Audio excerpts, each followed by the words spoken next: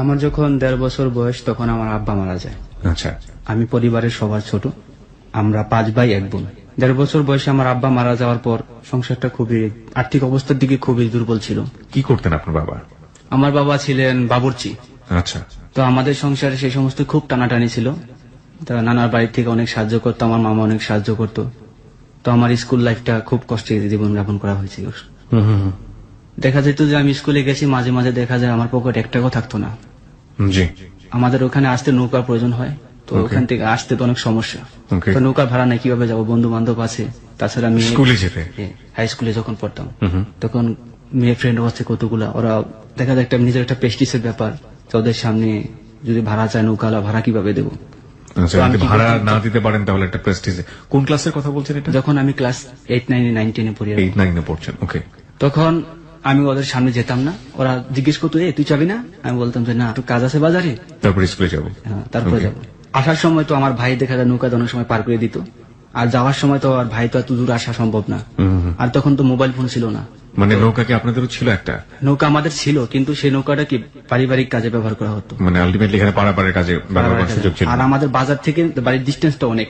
আচ্ছা, তো ওরা সবাই যখন চলে যেত, যখন নাকি অন্ধকার হয়ে যেত, তখন আমি নিজে পেনটা খুলে দেখা যায় পেন এবং বই একসাথে বেঁধে তারপরে সাঁতার দিতেন নদীতে। হ্যাঁ, ওই সময় আমরা মানে স্কুল ছুটি হওয়ার পরে, স্কুল ছুটি হওয়ার পরে যখন সন্ধ্যা হয়ে যেতেন 5টার পরে সাধারণত। বুঝতে পেরেছি। এভাবে আমার স্কুল লাইফটা কেটেছে। তো এক পর্যায়ে যখন নাকি আমি এসএসসি পরীক্ষা দেওয়ার পরে, তারপরে যখন নাকি ইন্টারে চলে গেলাম, তখন একটু আর্থিক অবস্থা ভালো হয়েছে, ভাইয়েরা বাইরে চলে গেছে। ইন্টার পাস করার পরে দেখা যায় যে আর পড়াশোনা বা পারিবারিক একটা চাপ, পরিবারে হাল ধরতে হবে, যার কারণে আমি প্রবাসে যাওয়ার জন্য প্রস্তুত হলাম। প্ল্যান করছি। অ্যাকচুয়ালি আমি সিঙ্গাপুরে যখন ট্রেনিং সেন্টারে ভর্তি হই, তাদের আমাদের বাড়িতে একটা গাভী ছিল, সেই গাভীটা বিক্রি করে আমি ট্রেনিং সেন্টারে ভর্তি হই। মানে ট্রেনিং সেন্টারের খোঁজটা পেলেন কিভাবে আপনি? আমার এক চাচাতো ভাই আছে, ওর ভাই আরো 2টা সিঙ্গাপুর থাকে, ও ট্রেনিং সেন্টারে লোক ভর্তি করায়। আচ্ছা, 2009 সালের কথা। 2009 সালে। ওকে, ট্রেনিং সেন্টারে ভর্তি হলেন। ট্রেনিং সেন্টারে ভর্তি হওয়ার পরে ওখানে আমি প্রায় 1 বছর ট্রেনিং দিছি। জীবনে কখনো কাজ করিনি, পড়াশোনার মধ্যে ছিলাম। আমার অনেক পরিশ্রম হতো, যে সবাই কাজ করতো কিন্তু আমি কাজ করতে পারতাম না। যখন রাত 12টা বাজে সবাই ঘুমাই যেত, আমি ছাদের উপরে গিয়ে একা একা কান্না করতাম। আল্লাহর কাছে বলতাম যে আল্লাহ, আমার গায়ে তো শক্তি আছে, সবাই পারে, আমি কেন পারি না? সবাই ঘুমাইতো কিন্তু আমি ঘুমাইতাম না। তো এক পর্যায়ে দেখা যায় আমার কাজে অনেক স্পিড হয়ে গেছে। কি কাজ ছিল এটা?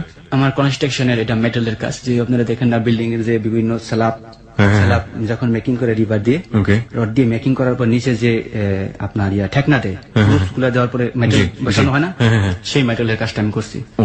যেগুলোর একটা একটা বেড়ার ওজন প্রায় 80 কেজি। যারা হয়তো বা কাজগুলো করছে তারা বলতে পারবে। নিজে 2 হাত দা তুলতে হয়, এবং একটা সেনুর ওজন হচ্ছে 2 কিলো, 2টা ইউক্লিপের ওজন প্রায় 1 কিলো। এগুলো একসাথে নিয়ে উঠে তারপর ক্লিপ লাগাইতে হয় বা সেনুদের বাইরে লাগাইতে হয়। মাই গুডনেস, মানে অনেক পরিশ্রম। মানে ইন্টারমিডিয়েটে পড়বে একটা ছেলের বয়স তখন 16 থেকে 18 বছর, এবং বুঝতেই পারছেন এমন একটি পরিবারে বড় হচ্ছে সে, যার খাদ্যের পুষ্টিমান কিরকম হতে পারে, কারণ নিদারুণ দৈন্য অবস্থা, এবং সেই ছেলেটিকে এই কাজটি করার জন্য ভয়াবহ রকমের চেষ্টা করতে হচ্ছে, মানে ভবিষ্যৎ পাল্টানোর জন্য। ওকে, যাই। তারপর আমি ট্রেনিং সেন্টারে ট্রেনিং দেওয়ার পরে যখন নাকি আমার ফাইনাল পরীক্ষা হলো, ফাইনাল পরীক্ষা দেওয়ার সময় ইনশাল্লাহ ফাইনাল পরীক্ষা পাশ করলাম। ইন্টারমিডিয়েট পাশ করলেন আপনি? না, আমি যে সিঙ্গাপুরে। আচ্ছা, সিঙ্গাপুরের, মানে সিঙ্গাপুরের ব্যাপারে যে এক্সামের কথা বলছিলেন আপনি, এখানে ভোকেশনাল ট্রেনিং এর যে এক্সাম। ওকে, আচ্ছা। তারপর পাশ করার পর সিঙ্গাপুরে যাওয়ার জন্য আইপি আসলো, ভিসা আসলো, সিঙ্গাপুর চলে গেলাম। চলে যাওয়ার আপনার নিজের কত টাকা লেগেছিল সিঙ্গাপুর যেতে? 5.5 লাখ টাকা। 5.5 লাখ টাকা আপনি কিভাবে ম্যানেজ করলেন? এগুলো আমার ভাইরা দিয়েছে, কারণ আমার ভাইরা সৌদি আরব থাকে। তার আমার আপাকে আমি স্যালুট জানাই। উনি আমার জন্য অনেক কিছু ত্যাগ ছিল। আমার আপা কিন্তু খুব দারিদ্র, আমার দুলাভাই গৃহস্থালি করে, কিন্তু উনার জমানো টাকা দিয়ে আমাদের 2 ভাইকে বিদেশ পাঠাইছে। আপনার 5.5 লাখ টাকা আপনার ভাই বোনরা মিলে কোনোভাবে ম্যানেজ করে দিল, এবং আপনি সিঙ্গাপুরের দিকে যাত্রা শুরু করলেন। তারপর যেদিন আমার ফ্লাইট, জি, আমি তো কখনো বিমানে উঠি নাই, বা বিমান দেখতে কিরকম বা এমনি দেখছি, আকাশ দিয়ে উড়ে যেতে দেখছি। চলে যাওয়া আমার কাছ থেকে বিদায় নিলাম, সবার কাছ থেকে বিদায় নেওয়ার পরে যখন এয়ারপোর্টে আমার ভাই আমাকে পৌঁছে দেওয়ার জন্য, আমার ভাইও ছিল আমার সাথে। তো আমার ভাই আমি যখন যাই, আমার মা চোখের পানি আমার বুকের মধ্যে জড়াই দিয়ে বলছিল, বাবা তুই সবার ছোট, তুই চলে যেতেছস। আমার মা আমাকে ভীষণ ভালোবাসে, আসলে প্রত্যেক মায় প্রত্যেক সন্তানকে ভালোবাসে। তো আমার মা বুকে জড়ায় অনেক কান্না করছে। আমি শুধু আমার মাকে সান্ত্বনা দিয়েছি।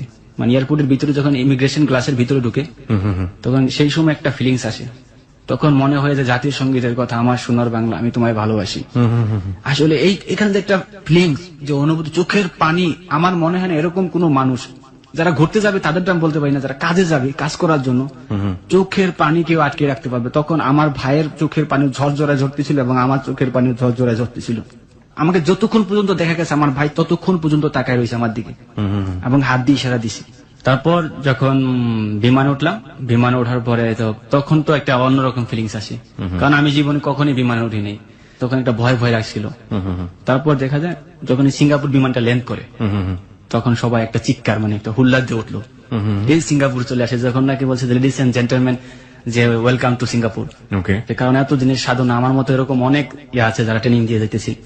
যখন সিঙ্গাপুর ইমিগ্রেশন পার হয়ে যখন আমি গেছি তখন আমার কাছে একটা স্বপ্নের জগতের মতো মনে হয়েছে, অন্যরকম একটা মানে নিজের চোখে না দেখলে বিশ্বাস করা যাবে না যে সিঙ্গাপুরটা আসলে কি এত সুন্দর, অত্যাধুনিক ব্যবস্থা, কল্পনা করতে পারিনি যে জীবনে এরকম জায়গার মধ্যে এসে পৌঁছাবো। তারপর যখন নাকি আমরা ইমিগ্রেশন পার হলাম তখন আমরা মানে আমাদের এজেন্টের জন্য অপেক্ষা করলাম। কিছুক্ষণ পরে এজেন্টের গাড়ি আসলো, গাড়িতে এসে তা নিয়ে যাচ্ছে, বাসায় নিয়ে গেল আর কি, নিয়ে যাবো। যখন নাকি আমরা গাড়িতে, আমরা 4 জন ছিলাম একসাথে, তো আমরা দেখলাম যখন হাইওয়ে রুট বা সিঙ্গাপুরের গাছ চারদিকে শুধু সারি সারি ফুল গাছ, মানে অন্যরকম একটা ফিলিংস। কোথায় আসলাম, মানে মনের মধ্যে হাজার দুঃখের মাঝে একটা সুখ মানে লুকিয়েছে, মানে হাসি হাসি লাগছে। তারপরে যখন আমাদের বাসায় দিয়ে আসলো, আমরা আসলে কি আমাদের কোনো বাসা ছিল না, আমরা যেখানে কাজ করতাম সেখানে আমাদের বাসা ছিল। সেটা ছিল কনস্ট্রাকশন সাইট, একটা ফ্যাক্টরি হইতেছিল। তখন এই ফ্যাক্টরির মধ্যে আমরা ছিলাম। রুমটা ছিল খুবই নোংরা, বাইরের পরিবেশটা এত সুন্দর কিন্তু ভিতরের পরিবেশটা যে এত নোংরা, সেখানে যা ভাষায় প্রকাশ করার মতো না। বৃষ্টি হইলে পানি জমা যেত, কিন্তু সিঙ্গাপুরের বাহিরে চাকচিক্য, কিন্তু ভিতরে যারা ওয়ার্কার, যারা কাজ করে দেশে, তারাই বলতে পারবে যে সিঙ্গাপুরে কতটা কষ্ট। এইখানে আমি ভোর 5টা বাজে উঠতাম, খাবার মেকিং টেকিং প্যাকিং করার পরে তারপরে লরির জন্য অপেক্ষা করতাম। লরি আসতো, লরি কাজের সাইটে যেতাম 6:30 বাজে। সেফটি মিটিং এর পর 8টা বাজে কাজ স্টার্ট করতাম। 8টা বাজের মধ্যে এর মধ্যে ব্রেক হইতো শুধু 12টা বাজে। এর মধ্যে কফি টাইম কিছু দিত না। টানা 4 ঘন্টা কাজ। হ্যাঁ, টানা 4 ঘন্টা কাজ। তাও কাজ করতাম আমি রিভারের রডের কাজ, ওখানে গিয়ে এই কাজ পাই না, রডের কাজ করছি। 32 মিলি রড আমার প্রতিদিন ক্যারি করতে হতো কাঁধে করে। 32 মিলি রড, আমরা দুজন, একজন এ মাথা একজন ও মাথা, এরকম করে আমার কাঁধে কহর পড়ে গেছিল। মানে রড টানতে টানতে শুধু চোখের পানি ফেলাইতে পারতাম, আর কোনো কিছু বলা নেই। কারণ 5 লক্ষ 5.5 লক্ষ টাকা ব্যয় করে আছে আমাদের মতো মধ্যবিত্ত ফ্যামিলির ছেলে বা গরিব। অ্যাকচুয়ালি ধরতে গেলে আমার ভাইদের টাকা, আমি ঋণ পরিশোধ না করে কি আমি দেশে চলে যেতে পারি নাকি? তো অনেক কষ্ট, অনেক ত্যাগ স্বীকার করো। 1 বছর ছিলাম ওই কোম্পানিতে। 1 বছর থাকো, তারপর মাঝে মাঝে দেখা যেত যে ফুল ম্যানেজার সাইন কেটে দিত, 8 ঘন্টা 10 ঘন্টা করছি কাজ, 2 ঘন্টা মাইনাস করে দিত, কেটে দিত। ওখানে আপনাদের পেমেন্ট সিস্টেম কি ছিল? পেমেন্ট সিস্টেম আমার স্যালারি সিস্টেম ছিল। মান্থলি স্যালারি আর না, আমাদের বেসিক, মানে দৈনিক আপনি যা কাজ করবেন সেটার উপরে। কিভাবে পেমেন্টটা হতো শুনি একটু। কত টাকা পেতেন প্রতিদিন? প্রতিদিন 18 টাকা ছিল বেসিক, 8টা তো 5টা। এর মধ্যে 2 ঘন্টা যদি মাঝে মাঝে ওভারটাইম দিত তাহলে হতো 2 ঘন্টা ওভারটাইমে। একদিন কাজ করে বাংলাদেশি টাকায় কত টাকা রোজগার করতেন? 1800-1600 টাকার মতো হতো। 1800-1600 টাকার মতো হতো। তার মানে মাস শেষে আপনার কত টাকা রোজগার হতো? মাস শেষে দেখা যায় ওভারটাইম ভালো হলে কোনো মাসে 45-50 এরকম। 45-50 আপনার রোজগার হতো নাকি খেয়ে দিয়ে থাকতো? খেয়ে দিয়ে দেখা যায় 30-35 থাকতো। 30-35 থাকতো। এই 30-35 আপনি দেশে পাঠিয়ে দিতেন? দেশে পাঠাতাম। এইরকম ভোর 5টা থেকে শুরু করে রাত 8টা-10টা পর্যন্ত জব করে এই অবস্থা কন্টিনিউ, কোনোদিন অফ দেওয়া যাবে না। রবিবার পর্যন্ত ওখানে, রবিবার হলিডে, রবিবার পর্যন্ত অফ দেওয়া যাবে না। যদি কাজ না করো তাহলে 20 টাকা করে কাইটা নিবে। যার জন্য আমরা বাধ্য হইতাম কাজ করার জন্য। তো পরবর্তীতে যখন অনেক কষ্ট করে 1 বছর কোম্পানিটা থাকার পরে অর্ধেক টাকা বাড়িতে দিচ্ছি, কারণ এত টাকা দেওয়া কিভাবে সম্ভব? 30,000 টাকা মানে 5.5 লাখ টাকা 1 বছর কত আসে? অর্ধেক টাকার মতো দেওয়ার পর আমি রিটার্ন ব্যাক করি, আবার বাড়িতে চলে আসি। পরবর্তীতে আবার যাওয়ার পরে যখন নাকি 1 বছর বয়স, সেই সময় হঠাৎ একদিন আমি 10টার ডিউটি করে আসছি। আসার পরে আমি প্রতিদিন বাড়িতে কথা বলি, আম্মার সাথে কথা বলি, আত্মীয় স্বজনদের সাথে কথা বলি। তো আমি রং নাম্বারে ভুলবশত কল ডায়াল করে ফেলছি। তো আমি বাংলাদেশে, হ্যাঁ বাংলাদেশে, আসসালামু আলাইকুম, আমি সালাম, ওয়ালাইকুম আসসালাম। আমি মজা করে কথা বলতেছি, আমার ফ্রেন্ডের সাথে কথা বলতেছি। আমার একটা মেয়ে ফ্রেন্ড ছিল, বান্ধবী, ওর সাথে ওর বিয়ে হয়ে গেছে। ওর সাথে মাঝে মাঝে আমি মজা করে কথা বলতাম, কি অবস্থা এসব জিজ্ঞাসা। তার মধ্যে কি রে ভুলে গেছিস কিনা, আসলে কি ভুলে গেছ, আমার কথা মনে নাই তোর? তখন উনি বলতেছে, আপনি কে, কোথায় ফোন করছেন? আমি এটা ঢাকা না? না, এটা তো ঢাকা না, এটা কক্সবাজার। কক্সবাজার কোথায়? কক্সবাজার খাগড়াছড়ি। তো এই কথা বলার পরে বই পুস্তকে কক্সবাজারের নাম অনেক শুনছি, কিন্তু জীবনে তো যাই নাই কক্সবাজার। তা আমার মনে এটা ছিল, কক্সবাজার তো খুব সুন্দর দেখতে, সমুদ্র সৈকত, তাই না? বলতেছে হ্যাঁ। তা আমার বলতেছে, আপনি কোথায় থেকে বলতেছেন? আমি বলছি, আমি সিঙ্গাপুর থেকে বলতেছি। তাহলে আপনি ওদের ভুল নাম্বার ডায়াল করছেন। আমি কই, হ্যাঁ আপা সরি, আমার ভুল হয়ে গেছে, আমি ভুল নাম্বার হয়তো ডায়াল করছি।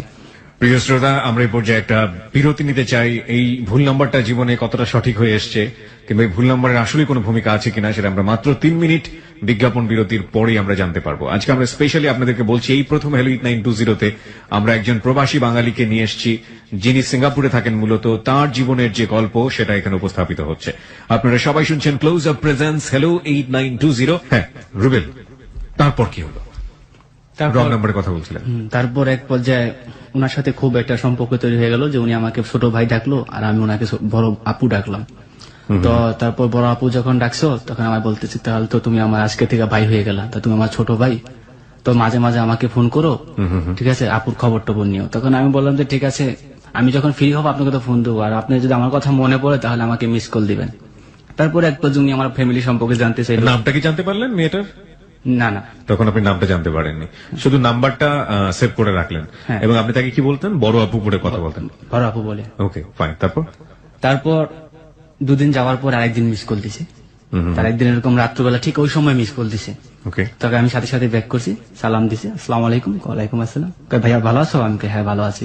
কথা বলতে বলতে সে আমাকে জিজ্ঞেস করলো ফ্যামিলি হিস্টোরি সম্পর্কে, তোমার ভাই বোন কেজন কি আসবে বিষয়। তখন আমি বললাম যে আমরা 5 ভাই 1 বোন, আমি সবার ছোট, আমি সিঙ্গাপুর প্রবাসী, আমার আর সব ভাইয়েরা সৌদি আরব থাকে ওনারা, আমি সিঙ্গাপুরে আছি। তারপর ওনার ফ্যামিলি সম্পর্কে জিজ্ঞেস করলাম, তো উনি আমাকে বললো যে আমার 2 মেয়ে 2 ছেলে।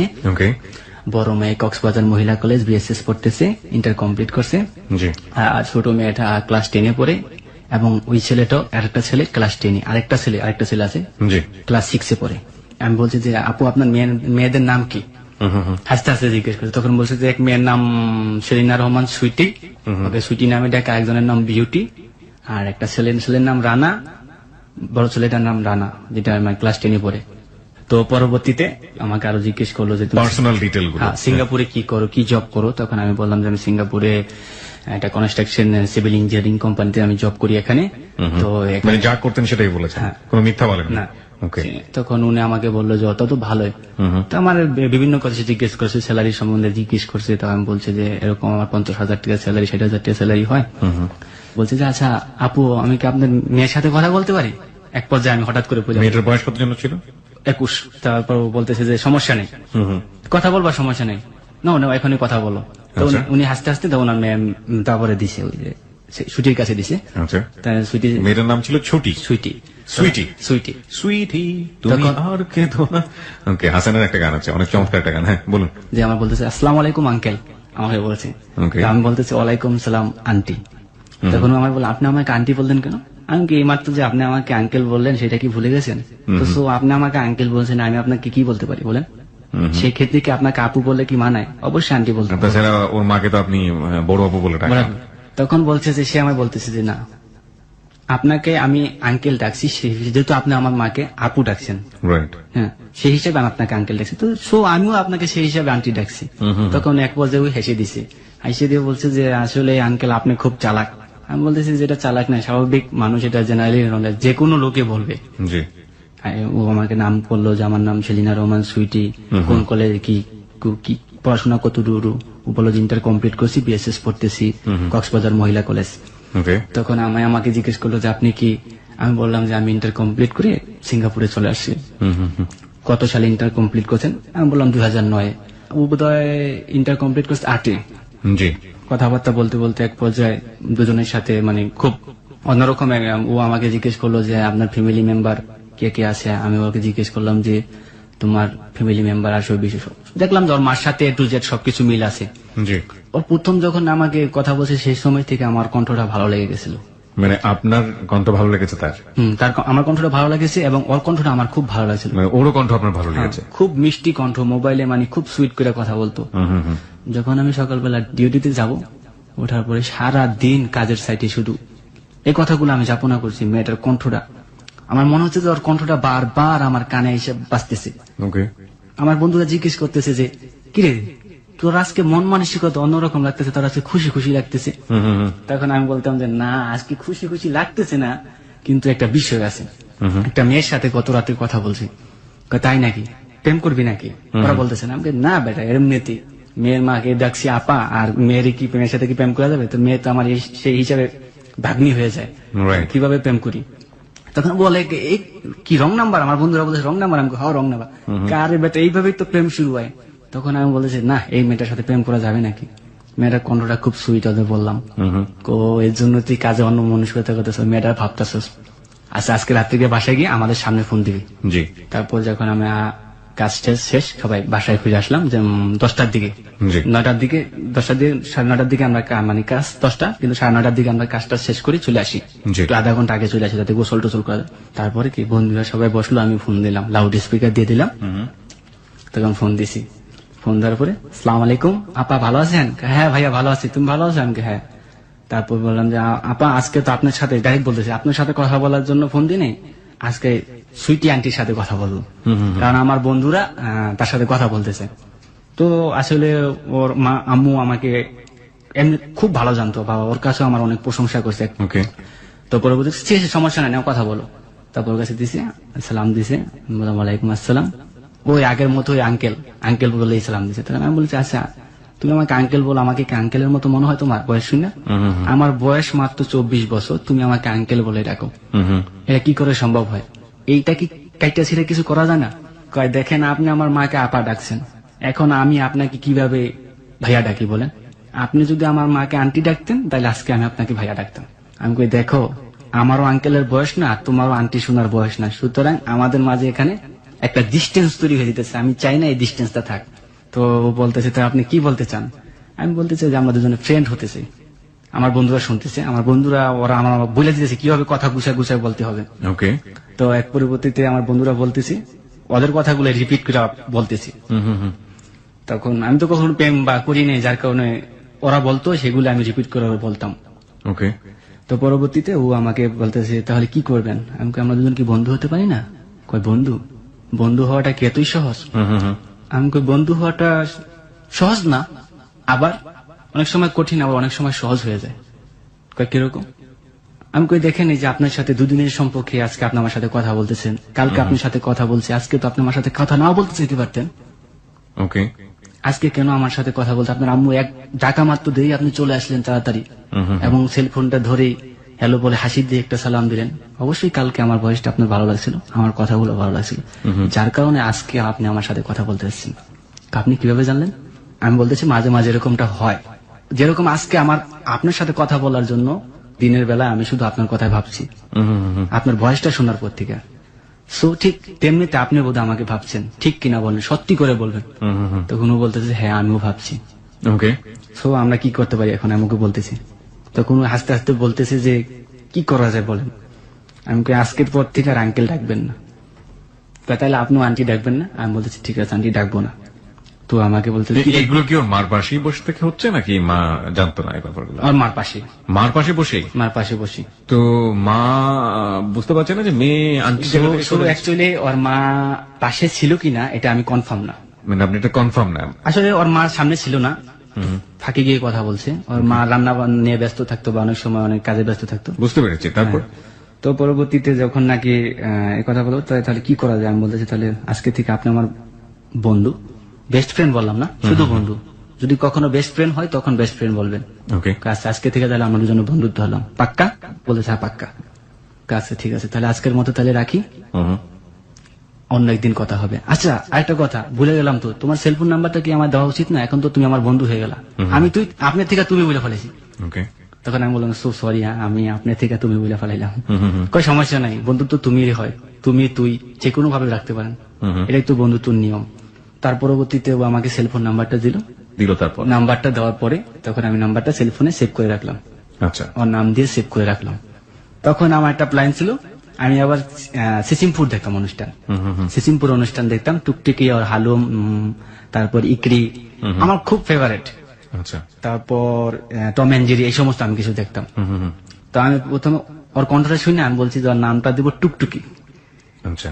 তো আমি ওর নামটা টুকটুকি দিয়ে সেভ করলাম। এই থেকে শুরু হলো ওকে ডাকা টুকটুকি। আচ্ছা। ওকে। তো তারপর আজকে আমি বললাম যে আজকের মতো এখানে বাকি, আল্লাহ হাফেজ। তো বললো আল্লাহ হাফেজ, ভালো থাকবেন।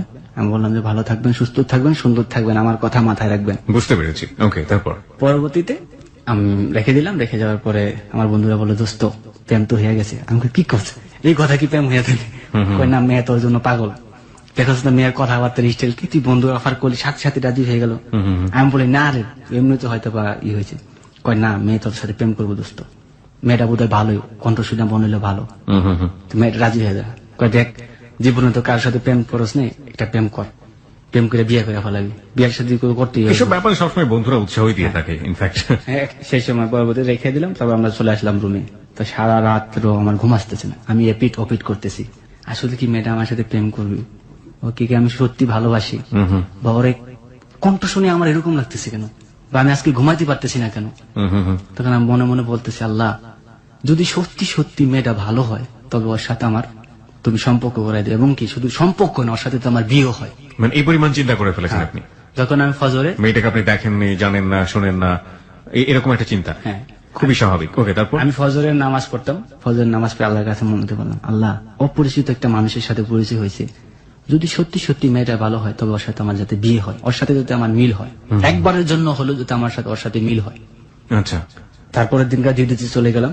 সারাদিন কাজের সাথে এনে হাসাহাসি, সুপারভাইজার আসলে সুপারভাইজার কাছে বলে, ভাই জানে তো সবাই টিটকারি করছে, হ্যাঁ, মস্করা করছে, বুঝতে পেরেছি। যে সাইট ম্যানেজার আসলে বলে ইংলিশে, ও সাইট ম্যানেজার কাছে বলতেছে, না Rubel is lover boy. Supervisor বলে, কি ভাইয়া নতুন প্রেম শুরু হয়েছে, তা আমাদের মিষ্টি খাওয়াও। আমি কি বলেন ভাইয়া, একটা মেয়ের সাথে কথা বললে কি প্রেম হয়ে যায়? কয় না, সবাই তো বলতেছে প্রেম করতেছে, তাহলে চালায় যাও, দেখা যাক কত দূর হয়। দেখা যায় কাজের দিকে আমার মন মানসিকতা মানে বলতে গেলে নাই। একটা কাজ করতে বদলে মানে কিরকম যেন আমার লাগতো, অন্য মন মানসিকতা, আগে এরকমটা কখনই হয় না। ওকে। তো ওদিন কাজ শেষ করে যাক তাড়াতাড়ি বাসায় চলে আসলাম। বন্ধুরা আগেই মানে পাকশাক রেডি, আগে রেডি হয়ে গেছে। ফোন দিতে হবো না ওই সময়, মেয়ের নাম্বারে ফোন দে, মেয়ের নাম্বার তো দিছে। আমি দাঁড়া, মেয়েটা ব্যস্ত থাকতে পারে, পড়াশোনা করতে পারি। কয় না, তোর বেটা প্রেমের ক্ষেত্রে পড়াশোনা কোনো ব্যাপার হলো নাকি, প্রেমের জন্য কত কিছু করে। আমার এক বন্ধু বলতেছে যে আমার বউ প্রেমের জন্য জানে সারা রাত তো জায়গা থাকতো আমার জন্য, আমার মোবাইল কলের জন্য। আচ্ছা, তুই কল দিতেছিস, মেয়ে তোর জন্য অপেক্ষা করতেছি। আমি কই সত্যি? তুই দেখ না, এক রিং কল ধরবো। সত্যি সত্যি যখন রিং দিছি, রিং দেওয়া মাত্র দেই, হ্যালো আসসালাম আলাইকুম, ভালো আছেন? ওয়ালাইকুম আসসালাম, হ্যাঁ ভালো আছি, আপনি ভালো আছেন? হ্যাঁ। আজকে যে আপনি বললেন, ফার্স্টে বলে ফেলে আজকে যে আপনি বললেন। আমি কই আচ্ছা, আস্তে আস্তে ঠিক হয়ে যাবে, একবারে তো সবকিছু হয় না। তো পরবর্তীতে ও আমাকে বললো যে কি দিয়ে খাওয়া দাওয়া করছেন। আমি বললাম যে আজকে গরুর মাংস পাকাইছি। আপনি কি নিজে পাক করেন? আমি হ্যাঁ আমি নিজে পাক করি, আমি খুব ভালো পাক করতে পারি। যাক, আপনার সাথে যা বিয়ে হবে সে তো তাহলে খুব সুখী, কারণ তার পাক করতে হবে না। আর মহিলারা তো পাক জিনিসটার খুব ভয় মনে করে, তা আপনি রান্না বান্না করতে পারেন। আমি বলতেছি না, আমি শুধু রান্না বান্না না, কাপড় চোপড় ধোয়া ইত্যাদি, আয়রন করা, সবকিছু আমি সবকিছু পারি। কারণ আমি ছোটবেলা থেকে নিজের কাপড় চোপড় নিজে ধুই, স্কুলের ড্রেস সহকারে। আমার আম্মাকে কখনো বলতাম না, আমার আম্মা খুব বয়স্ক মানুষ, আর আমার জামা কাপড় আমি নিজে আয়রন করতাম। নিজের জামা কাপড়টা নিজে ধুলে পরিষ্কার হয় বেশি, কারণ কলারের কোন ভিতরে দাগটা ভরছে আপনি বলতে পারেন যে আপনার দাগটা কোথায়। তাই কথা বলার পরে হ্যাঁ এটা কথাটা ঠিক বলছেন, অন্যের উপর ডিপেন্ড করা ঠিক না যে কোনো বিষয়। তখন ও আমায় বললো যে তাহলে কি খাওয়া দাওয়া হয়েছে? আমি হ্যাঁ ইনশাল্লাহ খাওয়া দাওয়া হয়েছে, আপনি খাওয়া দাওয়া করছেন? কয় না আমি খাওয়া দাওয়া করিনি, করবো। পর্যায়ে কথা বলতে বলতে তখন নাকি ওকে আরো আমি বলতেছি যে তো ইন্টার কমপ্লিট করছেন, হাই স্কুল জীবন গেছে, এখন কলেজ জীবন শেষ হয়েছে, এখন প্লাস ভার্সিটিতে পড়তেছেন, সো কারোর সাথে প্রেম টেম করছেন কিনা, মানে এরকম আমার বন্ধুরা আসলে উৎসাহ দিয়ে বলতে শিখাই দিতে, এগুলো জিজ্ঞেস কর। ওকে। তখন ও বলতেছে যে না এরকম কাউকে পাইনি, বা আমিও বেশি একটা না, ফ্যামিলির প্রেসারে থাকি সবসময়, বাইরে সচরাচর বাইরে হতে পারি না, মহিলা কলেজে পড়ি, ছেলেদের সাথে তো মেশার কোনো কথাই না, আর আমার ওরকম পছন্দের কোনো ছেলেও নাই। আচ্ছা। তো পরবর্তী তুই আমায় জিজ্ঞেস করতেছে আপনি কোনো মেয়েকে পছন্দ করেন কিনা? ওকে। না আমারও এরকম হয়ে ওঠে নাই, আমিও এরকম ফ্যামিলির প্রেসারে ছিলাম এক পর্যায়ে, আর আমিও ওই সময় প্রেম কারোর সাথে করিনি, কারণ প্রেম করার সময়টাই ছিল না।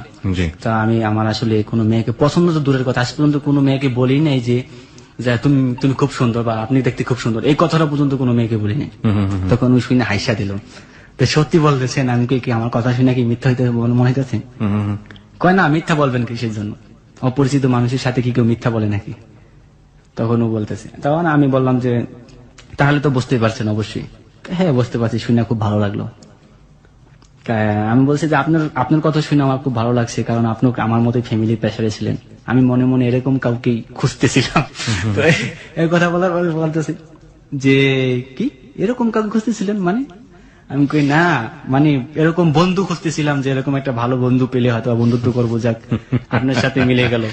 ওকে, আমরা একটা ছোট্ট বিরতি নিতে চাই। আমরা জানি this is a very sweet moment, but sweet থেকে সাওয়ার হবে হয়তো এক সময়, এবং সাওয়ার থেকে সেটা কতটুকু আবার সুইটে ফিরে আসে সেটাই এখন প্রশ্নের বিষয়। যাই হোক, আমরা আসলে কোনো কিছু নেগেটিভ অ্যাজিউম করতে চাই না, লেট ইট বি কন্টিনিউড। কি হয় না হয় আমরা একটু বিরতির পরে ফিরে এসে জানি। আজকে যে ছেলেটির জীবনের গল্প আমরা এখানে উদ্ধার করছি, সে প্রবাসী বাঙালি, সিঙ্গাপুরে থাকে সে, এবং সে মূলত ছুটিতে বেড়াতে এসে আমাদের হ্যালো 8920 তার জীবনের গল্প বলতে এসছে। একটু শুনি, পুরোটুকুই আমরা শুনবো, তবে এই মুহূর্তে ছোট্ট একটা বিরতি। ফিরে আসবো ঠিক রাত 12:06। আপনারা সবাই শুনছেন close up presence hello 8920 ABC radio FM 89.2 এ। আমি আরজি কিবরিয়া আপনার সঙ্গে রয়েছি, এবং সঙ্গে রয়েছে আমার টিম মেম্বাররা আরজে শাকিল, খালিদ এবং লোবান। আর এই বন্ধুটিকে দেখার জন্য হোক, বা কোনো কমেন্টস করার জন্য হোক, বা ওর সঙ্গে যোগাযোগ করার জন্য হোক, আপনারা চলে আসতে পারেন আমাদের ফেসবুক পেজে, এবং একই সাথে এখানে জয়েন করে কমেন্টস করে আপনারা কিন্তু পুরস্কার জিতে নিতে পারেন, ক্লোজ আপের সৌজন্যে আকর্ষণীয় পুরস্কার। আমাদের ফেসবুকের ঠিকানা facebook.com/hello8920। আমি আবারও বলছি facebook.com/hello8920। ওখানে গিয়ে লাইক দেবার সঙ্গে সঙ্গে আপনি হ্যালো 8920 মেম্বার হয়ে যাবেন। ফিরে আসছি ঠিক রাত 12:06। FM 89.2। প্রিয় শ্রোতা, সময় এখন রাত 12:06। আপনারা সবাই শুনছেন close up presence hello 8920 ABC radio FM 89.2 এ। আমি আরজি কিবরিয়া আপনার সঙ্গে রয়েছি, এবং সঙ্গে রয়েছে আমার টিম মেম্বাররা আরজে শাকিল, খালিদ এবং লোবান। সঙ্গে রয়েছে আমাদের বন্ধু রুবেল, যে কিনা সিঙ্গাপুর থেকে বাংলাদেশে এসছে ছুটিতে বা কোনো কাজে, এবং সেই সময় তার জীবনের গল্প বলার জন্য এখানে এসছে। সে অর্থে আমরা বারবারই বলছি, রুবেল হচ্ছে একজন প্রবাসী বাঙালি। এই প্রথম কোন প্রবাসী বাঙালির জীবনের গল্প আজকে আমরা হ্যালো 8920 প্রচার করছি। সেই অর্থে আমরা বলতে পারি it's really nice, we feel proud for this story. Okay, ওর কাছেই ফিরবো, তবে তার আগে আপনাকে একটু বলি, আপনি যদি আপনার জীবনের গল্প হ্যালো 8920 এসে বলতে চান লাখো মানুষের কাছে, হয়তো কিছুই করতে পারবো না আপনার জন্য, কিন্তু আপনাকে একটু বেটার ফিল দিতে পারবো যে না, আপনার জীবনের গল্প লাখ লাখ মানুষের কানে পৌঁছে গেছে। এবং শুধু তাই না, এই জীবনের গল্প সারাটা জীবন এবিসির আর্কাইভে থেকে যাবে। অর্থাৎ আমরা হয়তো একদিন হারিয়ে যাব, আপনি হয়তো একদিন হারিয়ে যাবেন, কিন্তু এবিসির আর্কাইভে আপনার জীবনের গল্প সারাটা জীবন থেকে যাবে। এবং এই গল্পটি মানুষ হয়তো 100 বছর পরে হলেও আপনার জীবনের গল্প শুনতে পারবে। এটা কিন্তু একটা অসাধারণ পাওয়া। সেই জায়গাটা থেকে আপনি যদি মনে করেন আপনার জীবনের গল্প আপনি হ্যালো 8920 এসে বলবেন, এবং সেটা সত্যি সত্যি মানুষকে কিছু না কিছু শেখাতে পারবে ইন এ পজিটিভ সেন্স, আপনি আমাদের এখানে আসতে পারেন। ফাইন, ফিরছি আমরা। তারপর আপনি কোনো না কোনো ভাবে বলেই ফেলেছেন যে আমি তো এরকম একটা মেয়ে খুঁজছিলাম, তাই না? মেয়েটার নাম ছিল সুইটি। সুইটিকে, হ্যাঁ। তারপর এক পর্যায়ে ওকে আমি আর জিজ্ঞেস করলাম যে আচ্ছা তোমার কি কি সবচেয়ে বেশি পছন্দের জিনিস? না, আপনি আগে বলেন আপনার কি কি বেশি পছন্দ। ওকে, আমি কই না, আমি আগে প্রশ্ন করছি, আগে উত্তর দাও। তো আমায় বললো যে আমি সবচেয়ে বেশি পছন্দ করি সিসিমপুর, হালুমকে আমার বেশি পছন্দ হয়। এটা আপনি বলছেন না, ও বলছেন? ওকে, টুকটুকি এবং ইকরি এদেরকে আমার পছন্দ খুব। ওকে, তাই নাকি? বলতেছে হ্যাঁ। আর কি? আর টম এন্ড জেরি। আর কি কি পছন্দ? ও বলতেছে যে খাদ্যের দিক দিয়ে আমার সবচেয়ে প্রিয় মাছ ইলিশ, বড় মাছ ছাড়া আমি ভাত খেতে পারি না। আর এমনি সবজির মধ্যে পুঁই শাক, পটল, বিভিন্ন কিছু বলতেছে সে, ফুলকপি, বাঁধাকপি। তারপর এক পর্যায়ে আমি বললাম যে আচ্ছা আপনার দুটো পছন্দের সাথে আমার একদম মিলে গেছে। তো বলতেছে কি? সিসিমপুর আর একটা হচ্ছে টম এন্ড জেরি। আমার বলতেছে তো সিসিমপুরের মধ্যে আপনার সবচেয়ে বেশি ফেভারিট কে? আমি কই টুকটুকি। আচ্ছা, টুকটুকিটাকে আমার খুব বেশি ভালো লাগে। ও আমায় বলতেছে তাই নাকি? ও বলতেছে আমার পছন্দ হালুম। আমি বলেছি তাই নাকি? আপনার নামটা কিন্তু আমি টুকটুকি দিয়ে সেভ করছি। কি বললেন? আমি কি টুকটুকির মতো ছোট নাকি? না, কিন্তু আমি আপনার নামটা টুকটুকি দিয়ে সেভ করছি, কারণ টুকটুকি আমার ভীষণ পছন্দ। টুকটুকি যদি ওরকম হতো না, তাহলে টুকটুকিকে আমি বিয়ে করে ফেলতাম। বুঝতে পেরেছি, টুকটুকির উপর সবকিছু মেরে দিচ্ছেন। তার পরবর্তীতে ও বলতেছে যে হালুমকে আমার ভীষণ পছন্দ, হালুম যদি মানুষ হতো আমি মুখে বিয়ে করে ফেলতাম। তো এক পর্যায়ে বলতেছে যেহেতু আপনি আমার নামটা টুকটুকি দিয়ে সেভ করছেন, তাহলে আপনার নামটা আমি হালুম দিয়ে সেভ করবো। ততদিনে আপনার বড় আপু কোথায় গেল? মানে ওর মার সাথে কি কথাবার্তা হয়? ওর মার সাথে ওর ইন্টারটেল কথাবার্তা বন্ধ হয়ে গেছে অলরেডি। এখন আর মার সাথে কথাবার্তা হয় না। ওকে ওকে ফাইন, তারপর? আজকে থেকে আপনার আমি হালুম বলে ডাকবো। আমি কই সমস্যা নাই, আমি আপনাকে টুকটুকি বলে ডাকবো।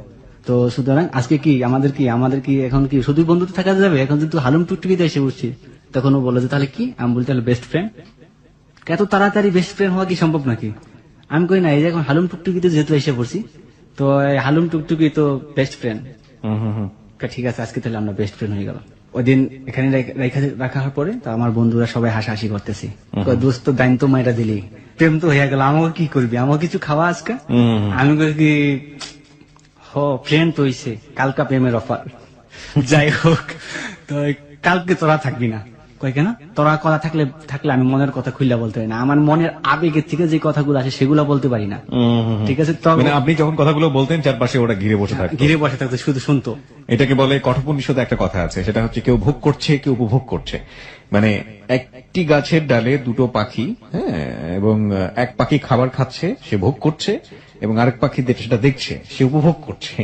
তো আমাদের এই প্রেমের গল্পর পরিস্থিতি হচ্ছে এখন এরকম যে একজন মানে হচ্ছে অ্যাক্টর, সে ভোগ করছে কোনো না কোনো ভাবে, আর বাকি সবাই চারপাশে ওটা নিয়ে মজা লুটছে, সে তারা উপভোগ করছে।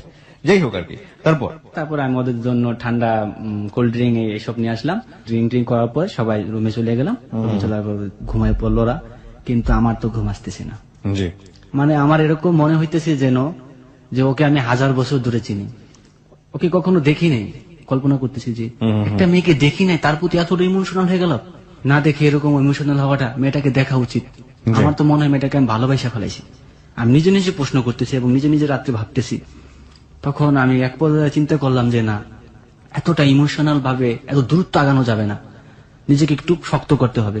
কারণ আগে মেয়ের মুভমেন্টটা জানতে হবে। যদি আমি ওকে অফার করি বা প্রপোজ করি বা অফার করার পর যদি নট অ্যাকসেপ্টেবল জানিয়ে দিল, শুধু বন্ধুত্বের মাঝে রাখলো, এটা আমি অপমানিত প্লাস আমার মন ভাঙ্গা হয়ে যাবে। সুতরাং এই জিনিসটা বলার আগে আমি ওকে আরো ট্রাই করতে চাই যে ও আসলে কি আমাকে অরিজিনালি মন থেকে ভালোবাসে কিনা। তো রাত্রে এগুলা ভাবার পরে এক পর্যায়ে ঘুমিয়ে পড়ছি। প্রত্যেক দিনের মতোই আমি ফজরের নামাজ পড়ি। আজকেও নামাজ পড়ে আল্লাহর কাছে তখন, আল্লাহ হয়তোবা তুমি আমার দোয়াটা কবুল করছো, মেয়েটা আমার প্রতি খুব হাসি সুলভ কথা বলে এবং ও হয়তোবা আমাকে মনে মনে লাইক করে বা আমাকে দেখে না, আমি ওকে দেখি না। আল্লাহ, যদি সত্যি ও ভালো মেয়ে থাকে এবং আমাকে ভালো মনে করে, তাহলে আমাদের দুজনের জুটি তুমি মিলাই দাও। এর মাঝখানে কি আপনি একবার জিজ্ঞেস করেছেন যে আপনি দেখতে কেমন? ওকে জিজ্ঞেস করেছে যে আপনি দেখতে কেমন? সেটা পরবর্তীতে জিজ্ঞেস করছি। মানে এই সময় পর্যন্ত জিজ্ঞেস এই সময় পর্যন্ত জিজ্ঞেস করেনি। আচ্ছা আচ্ছা। তো পরবর্তীতে এরকম ডিউটিতে যেতাম, তো দৈনিক এরকম সবাই আমার সাথে মানে যতদিন মানে ছিল আমাকে সবাই আমাকে সবাই বেশি ভালোবাসতো। বসও খুব লাইক করতো, আমার সবসময় বলতো যে ইয়াং ম্যান, খুব ভালোবাসতো বসে। বসে কইতো যে ঠিক আছে, সেফটি অনুসারে কাজ করবা তুমি সবসময়। আমি শুনতেছি নাকি তুমি বিয়ে করবে নাকি প্রেম টেম, সবাই কোম্পানির সবাই বলতেছে। আমি বলেছি বস না, এগুলো মিথ্যা কথা বলতেছে, ওরা আসলে স্যার আমার নামে বাড়িয়ে বলতেছে। কয় না সমস্যা নাই, ভালো প্রেম করা ভালো, কিন্তু প্রেমের মধ্যে বেড়া দিও না, প্রেমের মধ্যে কি বেড়া দিও না। আমি এটা না না স্যার, আমি কি কখনো প্রেম পড়া কি আমাদের পক্ষে সম্ভব নাকি? তখন বলে না সমস্যা নাই, তারপর কাজ করে মনোযোগ দিয়ে। তো এক পর্যায়ে তারপরের দিন ওদের জন্য ফোন দিতেছি না, ওরা ঘুমাবে তারপরে ফোন দেবো। ওরা যখন ঘুমায় পড়ছে, আমি ছাদের উপরে গেছি। ছাদের উপরে গিয়ে দেখি আরেকজন ওর বউর সাথে গল্প করতেছি। তো আমি কিভাবে কথা বলি, ওর বউর সাথে গল্প বলতেছি, অনেকক্ষণ দাঁড়াইলাম গেটের সামনে, কিছুতে গল্প ছাড়তেছে না। এরকম গল্প মানে পুরো হিস্টোরি মানে আমি শুনতেছি এখান থেকে। মানে বউর সাথে প্রেম করে বিয়ে করছে, তো মানে তুই তো করি, হ্যাঁ, এখন মানে পুরা ঝগড়া চলতেছে। তখন আমি এখানে বসে থাকলে ও তো ঘুমায় পারবো, তাহলে আমার কথার 12টা বেজে যাবো। সাথে সাথে নিচে আসলাম, পাশে একটা গার্ডেন ছিল, গার্ডেনের মধ্যে বসে ফোন দিলাম। অলরেডি ও আমাকে 3টা মিস কল দিয়ে দিছে। ওই সময় 3টা মিস কল দিছে, ফোন দিছি, রিং ধরে না, কাইটা দিছি, রিং ধরে না। কি আমার ভুল বুঝলো নাকি? তো 3বার রিং দেওয়ার পর ধরছে। আজকে সালাম টালাম কিছু নেই। আমি বলতেছি আসসালামু আলাইকুম, মরা কণ্ঠে ওয়ালাইকুম আসসালাম, এরকম করে বলতেছে। আজকে কণ্ঠস্বরটা দেন কিরকম লাগতেছে। আপনাকে আমি কতগুলো মিস কল দিছি এবং ডাইরেক্ট কল দিছি, আপনি কেন রিসিভ করলেন না? আমি কই দেখা, আমি কিভাবে রিসিভ করবো? আমার বন্ধুরা আমাকে বিরক্ত করতেছিল, ওরা ঘুমাইছে। আর ছাদের উপরে গেছি, দেখি ওখানে আমার এক বন্ধু আর বউর সাথে গল্প করতেছে। সেই কি যুদ্ধ, তুমুল যুদ্ধ। তারপর অনেক বুঝিয়ে টুজিয়ে কয় না, এরকম যেন আর কখনো না হয়। বেস্ট ফ্রেন্ডের ইয়ে তো বোঝেনি, প্রত্যেকদিন আমার সাথে কথা বলতে হবে, কোনো সমস্যা নেই। তখন আমায় বলতেছে যে কি দিয়ে খাওয়া দাওয়া করছেন। প্রত্যেকদিন আমার আসলে খাওয়া দাওয়ার কথা জিজ্ঞেস করতো, কি দিয়ে খাওয়া দাওয়া করছেন, কি আসলে বিষয় সবকিছু জিজ্ঞেস করতো। বাড়িতে ফোন করছেন কিনা, আম্মার সাথে কথা বলছেন কিনা, এগুলো সব পার্ট বাই পার্ট আমায় জিজ্ঞেস করতো। তখন আমাকে বলতেছি যে আজকে তো আমি কিছু কথা বলার জন্য আসছি, আজকে আমার বন্ধুরা নেই, আজকে তোমার সাথে কিছু ইম্পর্টেন্টলি ইমোশনাল যে বিষয়গুলো সেই বিষয়গুলো কথা বলবো। কয়, কি বিষয়? আমি কই, শোনো তারপর বলতেছি। আমাকে তোমার কেমন লাগে? কয়, আপনাকে তো দেখি নাই, কথা শুনে কেমন লাগে? কথা শুনে তো মনে হয় আপনি একটা ভালো ছেলে। যদি কথা শুনে আমাকে মনে হয় ভালো ছেলে, তো সেই দিক বিবেচনা করে এখন আমি যদি তোমাকে কোনো অফার করি কোনো বিষয়, তুমি কি অ্যাকসেপ্ট করবে? তো কিরকম বিষয়? যদি অ্যাকসেপ্ট করার মতো হয় তাহলে অ্যাকসেপ্ট করব। আমি কই, দেখো, ভালো লাগা ভালোবাসা এই দুইটা জিনিস ভিন্ন জিনিস। ওকে, আজকে কিন্তু কথাগুলো আমার ফ্রেন্ডরা বলতেছেন, আজকে আমার নিজের ভাষায় বলতেছি। জি। আজকে যা বলবো সম্পূর্ণ মনের কথা। কারণ গত 2টা রাত্র আমি তোমার জন্য ঘুমাতে পারিনি। ও বলতেছে আমিও ঘুমাতে পারিনি। আমি কই, কেন তুমি ঘুমাতে পারেনি? জানি। ও বলতেছে জানি না তো। আমি বলতেছে আপনি কেন ঘুমাতে পারেনি? আমি বলতেছি আমি কেন ঘুমাইতে পারিনি, আমি শুধু তোমার কথা ভাবছি। এবং কি কাজে গেল, কাজ আমার মন বসে না, তার জন্য আজকে তোমাকে সবকিছু বলে দিব। কারণ তোমার সাথে আমার অল্প কিছু দিনের পরিচয়ের মধ্যে এরকম হয়ে যাবে আমি ভাবতে পারিনি। জি। আর তোমার প্রথম যেদিন আমি বয়স শুনছি সেদিন থেকে আমার তোমার ভালো লেগে গেছে। মাইরি বলতেছি। তখন ও কিছুটা চুপ করে শুনতেছে। আমি বলতে শুনতেছি? হ্যাঁ, কথাগুলো শুনতেছি, বলো। ও আমার তখন তুমি করে বলে ফেলাইছে যে কথাগুলো শুনতেছি, বলো। তখন আমি হাসিয়া দিছি। আমার বলতেছে হাসলা কেন? আমি কই, মা তো তুমি বলছো। ওকে, তখন বলছো ও সরি। আমি সরি বলার কিছু নেই, এখন যে তুমি বলছো এই তুমি সারা জীবন থাকতে হবে। ঠিক আছে, আচ্ছা তুমি কি বলতে চাও বলো। তখন আমি ওকে বললাম যে দেখো, ভালোবাসি মুখে বললেই ভালোবাসা হয় না, আর এক এক মানুষের মন এক এক রকম। তুমি আমাকে কেমন মনের মাঝে কল্পনা করছো আমি জানি না, আর আমি তোমাকে মনের মাঝে কেমন কল্পনা করছি তুমি জানো না। আজকে আমরা দুজনে এই বিষয়ে কথা বলবো। যার যেরকম মন্তব্য সে সেরকম বলবে। যদি আমাদের সম্পর্কটা যদি তৈরি না হয়, কিন্তু আমাদের মাঝে বন্ধুত্বটা সারা জীবন থেকে যাবে, সারা জীবনের জন্য। ওকে, তখন ও আমায় বলল হ্যাঁ, বন্ধুত্বটা অন্তত থাকবে। তখন ও আমায় জিজ্ঞেস করতেছে আপনি দেখতে কিরকম। আমি লম্বায় 5 ফুট 7 ইঞ্চি আছি, 7 ইঞ্চি একটু কম। তখন ও বললো যে স্বাস্থ্য কিরকম? আমি স্বাস্থ্য মিডিয়াম, বেশি স্বাস্থ্য না। তো আমাকে জিজ্ঞেস করলো যে আপনাদের গায়ের রং? আমি বললাম যে শ্যামবর্ণ, ফর্সাও না বেশি, কালো না বেশি, শ্যামবর্ণ।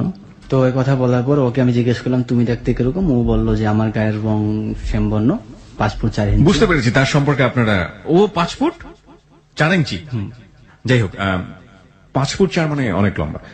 ঠিক আছে, মানে বুঝতে পারছি দুজন সম্পর্কে জানছিলেন, ওই সময়টাতে ইমোশনাল কথাবার্তা বলছিলেন। তারপর তখন আমি ওকে বললাম যে দেখেন, আমি দেখো তোমাকে তো আমি এক পর্যায়ে আমি তোমার ভালোবাসা ফেলাইছি। ওই রাতেই বলে দিলেন? ওই রাতেই বলে দিচ্ছেন আমি আচ্ছা। তোমাকে ভালোবাসা ফেলাইছি বোধ হয়। এটা কি বলতেছেন? দুদিনের কথায় মানুষ কি ভালোবাসতে পারে নাকি? আমি জানি না, সারা রাত্র আমি ঘুমাতে পারি না তোমার জন্য, বিশ্বাস করো। তো ও বলতেছে না আপনি ভেবে চিনতে বলেন। আমি কই না, আমি ভেবে চিনতে বলছি, আমি তোমাকে ভালোবাসা ফেলেছি অলরেডি, আমি তোমাকে দেখতে চাই। ওকে, ও বলতেছে দেখতে চান? আমি বলছি যে দেখো, তুমি যদি ভয় পাও আগে আমার ছবিটা, তোমার একটা ইমেল নাম্বার দাও, আমার ছবিটা আগে তোমাকে পাঠাই, তারপরে তোমার ছবিটা পরবর্তীতে তোমার ছবিটা পাঠাইও। আমাকে দেখে যদি তোমার পছন্দ হয় তাহলে তোমার ছবিটা পাঠাইও। আচ্ছা, বলতেছে আমি একটু ভাইবানি। তো কিছুক্ষণ 1 মিনিট সময় নিল, 1 মিনিট সময় পর ঠিক আছে, ও বলতেছে ঠিক আছে, আমি তো আমার ইমেল নাম্বারটা দিতেছি তোমারে, তো তুমি তোমার ছবিটা পাঠাই দিও, তা পরবর্তীতে তোমার ছবি দেখা মাত্র আমার ছবি পাঠাই দেবো। আমি ইমেল নাম্বারটা রাখলাম, রাখার পরে পরবর্তী দিন রবিবার, তো ছুটির দিন, তা আমার ছবিটা আমি ওর কাছে পাঠাই দিই। আচ্ছা, পরবর্তীতে ও আমাকে বলছিল, প্রথমে বলছিল যে আমাকে যে দুজন দেখে পছন্দ হয় তারপরে আমাদের প্রেম ভালোবাসাটা যাওয়া উচিত। ওকে, তো আমাকে দেখে সাথে সাথে ফোন দিছে যে আমার ছবিটা পাঠাইতেছি। আমাকে কি পছন্দ হয়েছে বলে না, হাসতেছে।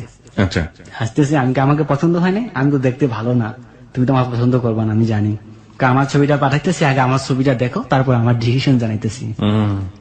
তারপর ওর ছবি পাঠাইছে। তা আমার বন্ধুরা সেদিন ছিল আমার সাথে, ওর ছবি পাঠাইছে, ও দেখে আমার কিন্তু ওর ছবি পছন্দ অ্যাকচুয়ালি বেশিকটা হয় না। ওকে, আপনার তেমন একটা পছন্দ হয়নি? যেরকম মনে কল্পনা করছি সেরকমটা না। ওর কি হয়েছে পছন্দ? ওর পছন্দ হয়েছে। আচ্ছা, আমার বন্ধুরা আমি দোস্ত যেরকম কল্পনা করছি এরকম তো পাইলাম না, তো কথায় তো প্রেম করলাম। তখন ওরা বলেছে তুই মেয়েটার চেয়ার ফেস দেখছো, চোখগুলা দেখছস, তুই এই মেয়েটার সাথে দুদিন কথা বলছস, ই করছস, এখন যদি এই মেয়েটা তুই 10 দিস, এই মেয়েটা তোর অভিশাপ দেয়, মেয়েটা কি দেখতে একেবারে খারাপ নাকি? আমাদের সবার পছন্দ, তোর পছন্দ হয় না গেলে? আমি আমার পছন্দ হয়েছে, কিন্তু আমি মনের মতো তো আমি যেরকমটা কল্পনা করছিলাম ওটা না। তো আমার বন্ধুদের বিষয়ে আর কি আমি বেশি আগ্রহ হয়েছি, ওরা আমাকে বেশিটা ইমোশনাল করছে। তো পরবর্তীতে তুই জানা দিয়ে মেয়ের পছন্দ করছো, তাহলে তোর সাথে আমি গাড়ি এরকমটা বলতেছে। তুই রাত্রে ভাইবা দেখিস তুই ওর ভালোবাসিস কিনা, তুই সত্যি সত্যি ওর ভালোবাসিস দেখিস। তো পরবর্তীতে আমি সাথে সাথে জানা, হ্যাঁ তোমার আমার পছন্দ হয়েছে। তো বললো যে হ্যাঁ আমাকে তোমার পছন্দ হয়েছে। মানে এটা আপনার মনের ইচ্ছার বিরুদ্ধে হলো, আপনার বন্ধুদের চাপাচাপিতে আপনি কাজটা করলেন। হ্যাঁ। ওকে। রাত্রে যখন রুমে আসছি, রুমে এসে ভাবতেছি আসলেই করে আমি ভালোবাসি। দেখে নিজে নিজে চিন্তা করলাম না আসলে ওর প্রতি আমি ইমোশনাল, শুধু ওর ছবি দেখে না বা ওরই দেখে না, ওর প্রতি আমার অন্যরকম একটাই যে না আসলে আমার বন্ধুদের কথা ঠিক বলছে, ওর আমি ভালোবাসি। আর ভালোবাসা সৌন্দর্য দিয়ে হয় না। তো এক পর্যায়ে এরকম প্রত্যেক দিনে ওর সাথে আমার কথা হতো, এরকম কোন রাত্রি নাই ওর সাথে আমি 2 ঘন্টা 4 ঘন্টা কথা না বলছি। প্রতি মাসে আমার মোবাইল বিল প্রায় 20-30 হাজার টাকা বাংলাদেশের খরচ হতো। আর তখন থেকে আমি প্রচুর কাজ করতাম, ওভার টাইম পার্ট টাইম, যখন যা পাইতাম সব করতাম। তো যখন ফোন দিতাম ও আমাকে বলতো যে হালুম, আমি বলতাম টুকটুকি, তখন বলছে আজকে সিসিমপুরে কি হয়েছে, তারপর আমার বলছে হালুম তো হাম হাম সবসময় হাম হাম করে। তখন আমি বলতাম যে টুকটুকি তো সবসময় দেখা যায় চিক চিক চিক এরকম করে কথা বলে, আর মাথার মধ্যে এতটুকু চুল আর এতটুকু একটা ফরাক পরে ঠিক কিরকম করে, মানে এলিয়া মানে সবসময় কথাবার্তা হইতো। তো পরবর্তীতে আমাকে একদিন বলতেছে তুমি কি গান গাইতে পারো? আমি হ্যাঁ গান গাইতে পারি। তুমি গান গাইতে পারো, আমার এতদিন ধরে কথা বলতেছো, আমার কোনোদিন বললো না তুমি গান গাইতে পারো, আমাকে গান শোনাতে হবে। তখন আমাকে একটা গান গিয়ে শোনালাম। তো ও আমার গানগুলো খুব মনোযোগ দিয়ে শুনতো, যে আমার বলতো যে তোমার কণ্ঠটা খুব সুন্দর। আমি বলতাম আমার পাম দিতেছো, হয়তো বা মোবাইলে সুন্দর শোনা যায় কিন্তু বাস্তবে আমার কণ্ঠটা সুন্দর না। কয় না, আমি বলি যে কেউ যদি কাউকে ভালোবাসে তাহলে তার সবকিছু এমনিতে সুন্দর লাগে। এদিক দিয়ে ওর সাথে কথা বল, মানে ওর আম্মু মিস কল দিতেছে, ওর আম্মু মিস কল। আমি কই তোমার আম্মু তো মিস কল দিতেছে, কয় তাহলে আমি বেকাইটা দাও, ব্যাক করো। তো ব্যাক করছি, ব্যাক করার সালাম দিচ্ছে, আসসালামু আলাইকুম আপা ভালো আছে? ওয়ালাইকুম আসসালাম। বলতেছে ভালো নাই। আমি কেন, তুমি অনেকদিন ধরে ফোন দাও না, ব্যাপারটা কি? সন্দেহ করে বসে। আমি কই দেখেন ব্যস্ত থাকি তো হয়তো ফোন দেওয়া হয়ে ওঠে না। কয় না অন্য কোনো কারণ আছে, আমার মেয়ের সাথে তুমি যেদিন থেকে কথা বলছো সেদিন থেকে তোমার ফোন দেওয়া বন্ধ হয়ে গেছে। বিষয়টা কি? আমার মেয়ে ওর দেখি মাঝে মাঝে দরজা লাগায় ওই জন্য কার সাথে কথা বলে। ছেলেটা কি তুমি যার সাথে কথা বলে? কি বলতেছেন আপা, আপনি কথা বললেন আমি আপনার মেয়ের সাথে কথা বলবো, এরকম কথা হইলো? আপনি আমাকে এরকম অবিশ্বাস করতেছেন। অবিশ্বাস করতেছি না অ্যাকচুয়ালি, কিন্তু আমার মনে হইতেছে তুমি ওর সাথে কথা বলো। দেখো তোমাকে একটা কথা বলে দে ভাই, আমার সোনার সংসারে তুমি আগুন দিও না। আমি সুখে আছি, তুমি আমার সুখটুকু কেটে নিও না। মানে এই ধরনের কথা আপনাকে বলে? এই ধরনের কথা বলেন। আমার মেয়েটা এখন খাওয়া দাওয়া ঠিক মতো করে না, এলোমেলো ভাবে চলাফেরা করে, সারাদিন কি যেন ভাবে। এরকম আমি ওকে কখনো দেখি নাই। আমি মা, আমি সবকিছু বুঝতে পারি। আমি শিওর ও তোমার সাথে কথা বলে। আমার মেয়েটাকে নিশ্চয়ই কোনো কান পড়া দিছো তুমি। আর তুমি যে কথার জাদু, নিশ্চিত আমার মেয়েটাকে তুমি গলায় ফেলাইছো। তো আজকে কিন্তু উনি আমার সাথে অনেক বলতে খারাপ ব্যবহার করতেছে, যে নেক্সট টাইম আমার মেয়ের সাথে কথা বলবা না, আমার মোবাইলে ফোন দিবা না। তো এর পরবর্তীতে আমি বলে দেখেন আপা আপনি ভুল করতেছেন, না তুমি আর কোনো কথাই বলবা না। আর আম্মু লাইন কেটে দিল। লাইন কেটে দেওয়ার পর সাথে সাথে রিং দিছি। রিং দেওয়ার পর আমি কই তুমি এখন কোথায়? আমি ছাদের উপরে। তোমার আম্মু? আম্মু রুমে শুয়ে দিছে। আমি কই তোমার আম্মু তো আমাকে ঠেক দিয়ে দিল। কই কি ঠেক? এরকম বললো। কয় কি জাপিয়ার কি এত ডান না কি? তো তখন ও বলা যে তোমার সাথে আমার সম্পর্ক হয়েছে এটা সারা জীবন থাকবে। সেটা আম্মু কেন আরো অন্য কেউ যদি বাধা দেয় সেটা কখনো বিনষ্ট হবে না, কারণ আমাদের প্রেমটা পবিত্র। ও সবসময় 5 ওয়াক্ত নামাজ পড়তো এবং আমি সবসময় 5 ওয়াক্ত নামাজ পড়তাম। তো আমি ওকে একটা কথা বললাম, তুমি আগে যতটুকু ভালো ছিলে এখন তার চেয়ে বেশি ভালো হওয়ার চেষ্টা করো, কারণ আল্লাহ পাক তোমার আমার সাথে মিলতে হয়। আমি সবসময় কথা আল্লাহর কাছে বলতাম। সত্যি কথা বলতে যেদিন থেকে ওর সাথে আমার এই কথা হয়ে গেল সেদিন থেকে আমি একটা মেয়ের দিকেও প্রখর দৃষ্টিতে একবার তাকানোর পর দ্বিতীয়বার আমি তাকাই নাই। আমি ওকে কথা দিছি আমি আর অন্য কোনো মেয়ের দিকে তাকাবো না। তো পরবর্তীতে ওরকম কথা বলতে একদিন আমার আফাকে বললাম যে তুই এখন বাড়িতে বেশি ফোন দিস না, বিষয়টা কি? আফাও কে বলতেছে আমার আপা। আমি বলি আপা এরকম একটা মেয়ের সাথে আমি কথা বলি, মেয়েটা দেখতে ভালোই, কক্সবাজার বাড়ি, আমার সাথে একদিন পরিচয় করে দিস। তো সেই সূত্রে আমার আফার সাথে একদিন ওরে পরিচয় করে দিলাম, কথাবার্তা বলে দিলাম। সেই থেকে আমার ছোট ছোট 2 ভাগ্নি আছে, ওরে মামি মামি ডাকতো সবসময়। আমার আফার সাথে ভালো সম্পর্ক হয়ে গেল। জি। ও আমাদের বাসায় ফোন দিত, আমার আপাকে ফোন দিত, আবার আমাকে বলতো আমি টাকা না পাঠাইলে আমাকে বলতো তুমি টাকা পাঠাও না কেন, তোমার বাড়ি থেকে আমার ফোন দিয়ে বলছে তুমি বলে এই মাসে টাকা দাও নাই। কার সঙ্গে পরিচয় করে দিলেন আরেকবার বলবেন? আমার আপা, মানে আপনার বড় আপা? হ্যাঁ আমার বড় আপা বড় আপার সঙ্গে পরিচয় করে দিলেন কি হিসেবে? হিসেবে আমার মানে বললাম যে আমার ফ্রেন্ড ওর সাথে আমার মোবাইল ফোনে পরিচয়, এটা সত্য তো- কথা বলছি। এটা তো আর আলটিমেটলি সুইটির মা জানতো না বা সুইটির কেউই জানতো না না। না, সুজির মাকে জানতো না, আচ্ছা, শুধু আমার আপা জানতো। ওকে। আমার আপা বলতেছে ঠিক আছে যাই করিস বুঝতে না করিস, তুই তো বড় হয়েছ এখন তার ছোট না। রাইট। তো প্রত্যেকদিন আমার কথা হতো, মানে একটা দিন যদি কথা না বলতাম পাগলের মতো হয়ে যেত, মানে এরকম পাগল, মানে রিং কলের পর কল দিতেই থাকতো, এবং আমার মোবাইলে যদি টাকা না থাকতো ডাইরেক্ট কল দিয়ে আমার সাথে কথা বলতো। আমি বলছি তোমার টাকা কাটতেছে, কয় টাকা কোনো সাবজেক্ট না, আব্বু পাঠিয়ে দিবে। আব্বু কই ছিল ওদের? সৌদি আরব। ওরা আব্বু বিদেশে ছিল। হ্যাঁ। বুঝতে পেরেছি। ও কি ফ্যামিলির সবচেয়ে বড় মেয়ে ছিল? হ্যাঁ বড় মেয়ে ছিল। হ্যাঁ। তো এক পর্যায়ে দেখা যায় আমাদের মানে অনেক গভীরে পৌঁছে গেল, ঠিক খাওয়া দাওয়া ঠিক মতো হয় না, অন্যরকম কাজের দিকেও মন মানসিকতা নাই, বসের কাজে সাইডে গেলে গালিগালাজ করে, এখন আগের মতোই দেখে না, কাজের দিকে মন দেখে না, কয় কিরে। তারপরে এক পর্যায়ে দেখা যায় আমার কোম্পানির কাজ কমে আসলে, এর মধ্যে 1.5 বছর অলরেডি পার হয়ে গেল ওর সাথে মোবাইল ফোনে কথা বলতে বলতে। তো একদিকে কোম্পানির কাজ কমে গেল, বসও আমাকে একটু অপছন্দ করতে শুরু লাগলো, একদিনকার সুপারভাইজারের সাথে ঝগড়া হলো, ফোরম্যানের সাথে জি। কাজের সাথে ঝগড়া হলো। সেই ঝগড়াটার বিষয় ছিল মানে অন্য একটা বিষয়, সেলফোন নেই, মোবাইল নেই, মোবাইল চার্জে দিয়েছিলাম স্টোরেতে, ওই স্টোর তালা মেলা চলে গেছিল গা, সে আমি যাই হোক, ঝগড়া হলো, কি ঝগড়া হলো সেটা ইম্পর্টেন্ট না। ঝগড়া হওয়ার পরে এক পর্যায়ে বসে আসলো, বসে আসার পরে তাও আমার কাজটা বন্ধ করে দিল, বন্ধ করে দেওয়ার পরে আমার 15 দিন স্লিপ দিয়ে দিল বসে। 15 দিনের স্লিপ মানে? মানে কাজ টাজ বন্ধ সব, আচ্ছা। ফোরম্যানের সাথে সুপারভাইজারের সাথে সাইডে ঝগড়া হয়েছে। তো এই পরবর্তীতে যখন নাকি কথা বলছে তখন আমিও বাইরের কাজ ঠিক করে নিয়েছিলাম, বাইরের কাজ টাজ করতাম। তো বস এক পর্যায়ে 15 দিন পরে আমার বলতেছে যে শেখ রুবেল তোমার তো দেশে চলে যেতে হবে, এখন আমার কাজ নেই, তুমি 15 দিন থাকার পরে আবার ব্যাক করতে পারবা, আচ্ছা। তুমি 15 দিনের জন্য দেশে ছুটিতে চলে যাও। তখন আমি বলতেছি যে না, আমার 15 দিনের জন্য ছুটিতে, আমার 15 দিন কাজ দেশ নেই, তুই এখন বলতেছ আমি 15 দিনের জন্য দেশে যাবো।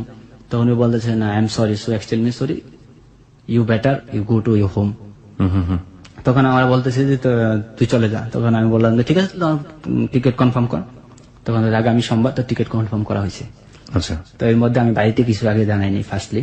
তখন ওরা ফোন দিলাম যে দেখো আমি তো 15 দিনের জন্য দেশে আসতেছি ছুটিতে, 15 দিন পর আবার সিঙ্গাপুর আমার ব্যাক করতে হবে। আচ্ছা। তো এখন আমি কি করতে পারি বলো, তোমার সাথে তো 15 দিনের মধ্যে আমার দেখা করা সম্ভব না, কারণ আমার বাড়িতে গেলে আত্মীয় স্বজনের বাসায় আমার বাড়ি থেকে বাইরে দেবো না 15 দিন, আমার কোথাও যেতে দিব না। সুতরাং 15 দিন আর কক্সবাজার যেতে মিনিমাম 1 সপ্তাহ ধাক্কা, আচ্ছা। কারণ কক্সবাজার যেতে আসতে 2 দিন পার হয়ে যাবে। তো সুতরাং তোমার সাথে আমার এই সফরে দেখাবো না, সামনের সফরে। ও চোখের জল টল মলায় মানে চিৎকার পারতেছে, তুমি সব কি বলতেছো, তুমি যদি এখন আমার এসে বিয়ে না করো, আমি ইন্টার কমপ্লিট করছি, আমার আব্বু আসতেছে কিছুদিন পর, আমার আব্বু এসে আমার অন্য জায়গায় বিয়ে দিয়ে দিবে। এই কথা বলছে, আমি থমকে গেলাম। আমি কি বলো কি, হ্যাঁ আমি বিএসএস পড়তেছি, আমার কি ঘরে বসায় রাখবো নাকি তোমার জন্য, আমার বিয়ে দিবে না, আমি বড় হয়েছি না। তো এই কথা বলার পর আমি এখন কি করবো, তুমি ডাইরেক্ট কক্সবাজার চলে আসো। কি বলতেছো, তুমি পাগল হয়ে গেছো নাকি? হ্যাঁ, ডাইরেক্ট কক্সবাজার চলে এসে আমার বিয়ে করো, আগে বিয়ে করার পরে চিন্তা, তুমি আসবা, তুমি না আসলে আমি সুসাইড করবো। এক কথা, তুমি আসবে কিনা। প্রিয় শ্রোতা, আমরা আরেকটা বিরতি নিতে চাই। এ পর্যায়ে আমরা দেখতে পাচ্ছি যে সুন্দর মুভমেন্ট গুলো বাস্তবতার দিকে আসছে এবং বাস্তবতার দিকে এসে কমপ্লেক্সিটি বা এক ধরনের জটিলতার দানা ধীরে ধীরে বেঁধে উঠছে। দেখতে চাই সামনের দিকে, আরো যেতে চাই। আজকে এখানে আছে রুবেল। রুবেল এসছে সিঙ্গাপুর থেকে, সে একজন প্রবাসী বাঙালি, সে তার জীবনের গল্প বলছে এবং 26 বছরের রুবেলের জীবনের গল্প আমাদেরকে আজকে কি শেখায় সেটাই হচ্ছে কথা, আমাদের শেষ পর্যন্ত শুনতে হবে। এবং রুবেলকে দেখার জন্য, রুবেলকে কিছু বলার জন্য আপনারা চলে আসতে পারেন আমাদের ফেসবুকে। আমাদের ফেসবুকের ঠিকানা facebook.com/hello8920। সে পরবর্তীতে বলেছে আমার এসে তুমি বিয়ে করবা, তা তুমি যদি বিয়ে না করো আমি সুসাইড করবো। তখন আমি বলতেছি যে দেখো এরকম পাগলামি করলে হবে না, কয় না আমি আর কোনো আমার পথ থাকবে না। তখন এই কথা বলে আমি ঠিক আছে, আমি তোমার কাছে ডাইরেক্ট আসতেছি, আমরা এসে বিয়ে করবো, বিয়ে করার পরে তারপরে কি করা যায় তারপরে চিন্তা ভাবনা করবো। এই কথা আপনি তাকে দিলেন? হ্যাঁ, কথা দিলাম। তারপরে আমি বললাম সোমবার দিন আমার টিকিট কনফার্ম করা হয়েছে, আমি আজকে মার্কেটিং এর জন্য যাইতেছি, সময় আমার হাতে কম, মাত্র 2 দিন। তো এই কথা বলার পর আমি সেদিন মার্কেটিং করলাম, মার্কেটিং করার পর কোম্পানির সাথে লেনদেন যা ছিল সম্পূর্ণ ক্লিয়ার করে, তুই বিশ্বাসই করতে পারতেছি না আমি দেশে আসতেছি। ও বলছে তুমি সত্যি দেশে আসতেছো? আমি বলেছি হ্যাঁ, সোমবার দিন আমার ফ্লাইট। তো সোমবার দিন আমার ফ্লাইট হলো, তো আসলাম, আসার পরে বাংলাদেশ এয়ারপোর্ট নেমে সাথে সাথে ওরে ফোন দিছি জি। ফোন দেওয়ার পরে উনি রিসিভ করছে। আমি বলছি আমি তো দেশে চলে আসে পড়ছি। তুমি সত্যি দেখে এসে দেশে আসছো হালুম? আমি বলতেছি হ্যাঁ হ্যাঁ টুকটুকি আমি সত্যি দেশে চলে আসে পড়ছি, তোমার কাছে চলে আসতেছি একদম। ওকে। যে হালুম তুমি সত্যি কি দেশে চলে আসছো? আমার বিশ্বাসই হইতেছে না, গায়ে চিমটি কেটে নি। তখন আমি বলতেছি হ্যাঁ তোমার হালুম তোমার কাছে চলে আসছে টুকটুকি। ঠিক আছে হালুম, তুমি তাড়াতাড়ি এখন তাড়াতাড়ি যেভাবে পারো, বিমানে পারো বাসে পারো যেভাবে পারো পারলে উড়ে চলে আসো, আমি তোমার জন্য অপেক্ষায়। পরবর্তীতে আমি বাস ধরে, তো ওখানে বাস ধরে রাত্রে সকালবেলা ভোর 5টা বাজে আপনি কি বাড়িতেও গেলেন না সরাসরি? বাড়িতে যাইনি, সরাসরি ওখানে? সরাসরি ওখানে চলে গেলাম। প্রেম মানুষকে আসলে ভাবে অন্ধ করে। কতদিন পরে বাড়িতে ফিরেছিলেন সিঙ্গাপুর থেকে? প্রায় 2 বছর মতো। 2 বছর পরে বাবা মার কথা মনে হয়নি, সরাসরি চলে গেছেন সুইটির কাছে। সুইটির কাছে। ওকে, তারপর? কক্সবাজার নাইমা আমি ওকে ফোন দিয়েছি, ও তো মহা খুশি, কয় হালুম তুমি কক্সবাজার চলে আসতো, কয় তুমি যে কোনো একটা আবাসিক হোটেল ওঠো, আগামীকাল সকাল 9টা বাজে তোমার সাথে দেখা করবো। আমি ওখানে 3 দিনের জন্য রুম ভাড়া করলাম। ওকে, আপনি যে বাংলাদেশে আসছেন এটা আপনার পরিবার জানতো না? কেউ জানতো না, এবং কি আমার বন্ধুদের বলতে মানা করছি। My goodness. ওকে, তারপর? তো রাত্রে সারা রাত্র কথা দুজনে কথা বললাম, বলার পরে বলেছে কালকে আমি চলে আসতেছি, একবারে লোটা বালিশ বাইন্দা বলেছে, লোটা বালিশ বাইন্দা চলে আসতেছি। মানে কি ও বাসা থেকে বের হয়ে আসছে? হ্যাঁ, যেহেতু তোমার পরিবার মানবে না আমার পরিবার মানবে, সুতরাং আমরা পালিয়ে বিয়ে করবো। তখন আমি বলছি না এটা সম্ভব না, আগে দুজনে দেখি বাস্তবে, তুমি যদি আমার পছন্দ না করো দেখা তখন কি হবে? Right. তখন ও আমার বলতেছে না তোমার আমার পছন্দ হবে আমি জানি। আমি কই তুমি সবই দেখছো, কারণ বাস্তবে যদি তুমি পছন্দ না করো, আবার আমার বন্ধুরা বলছে মেয়ে না দেখে কিরম কোনো ডিসিশন নিস না, আগে দেখিস মেয়েরে। ও কান্নাকাটি করতেছে, এতদিন প্রেম করে তুমি আমার সাথে এখন এই কথা বলো। বুঝাইলাম যে দেখো টুকটুকি এরকমটা করে মানুষ দেখে তারপরে আমরা দুজন ডিসিশন নেবো কিভাবে কি করলে সুবিধা হয়, যেহেতু তোমাদের এখানে আমি চলে আসছি আর তো ফিরে যেতেছি না। তো এই কথা বলার পরে ও বলে ঠিক আছে কালকে 9টা বাজে দেখা হবে। সকাল 9টা বাজে কক্সবাজার সাংস্কৃতিক কেন্দ্রের মোড়ে আমি দাঁড়াই আছি। ও রিক্সা করে আসছে, রিক্সা সালোয়ার কামিজ পরা।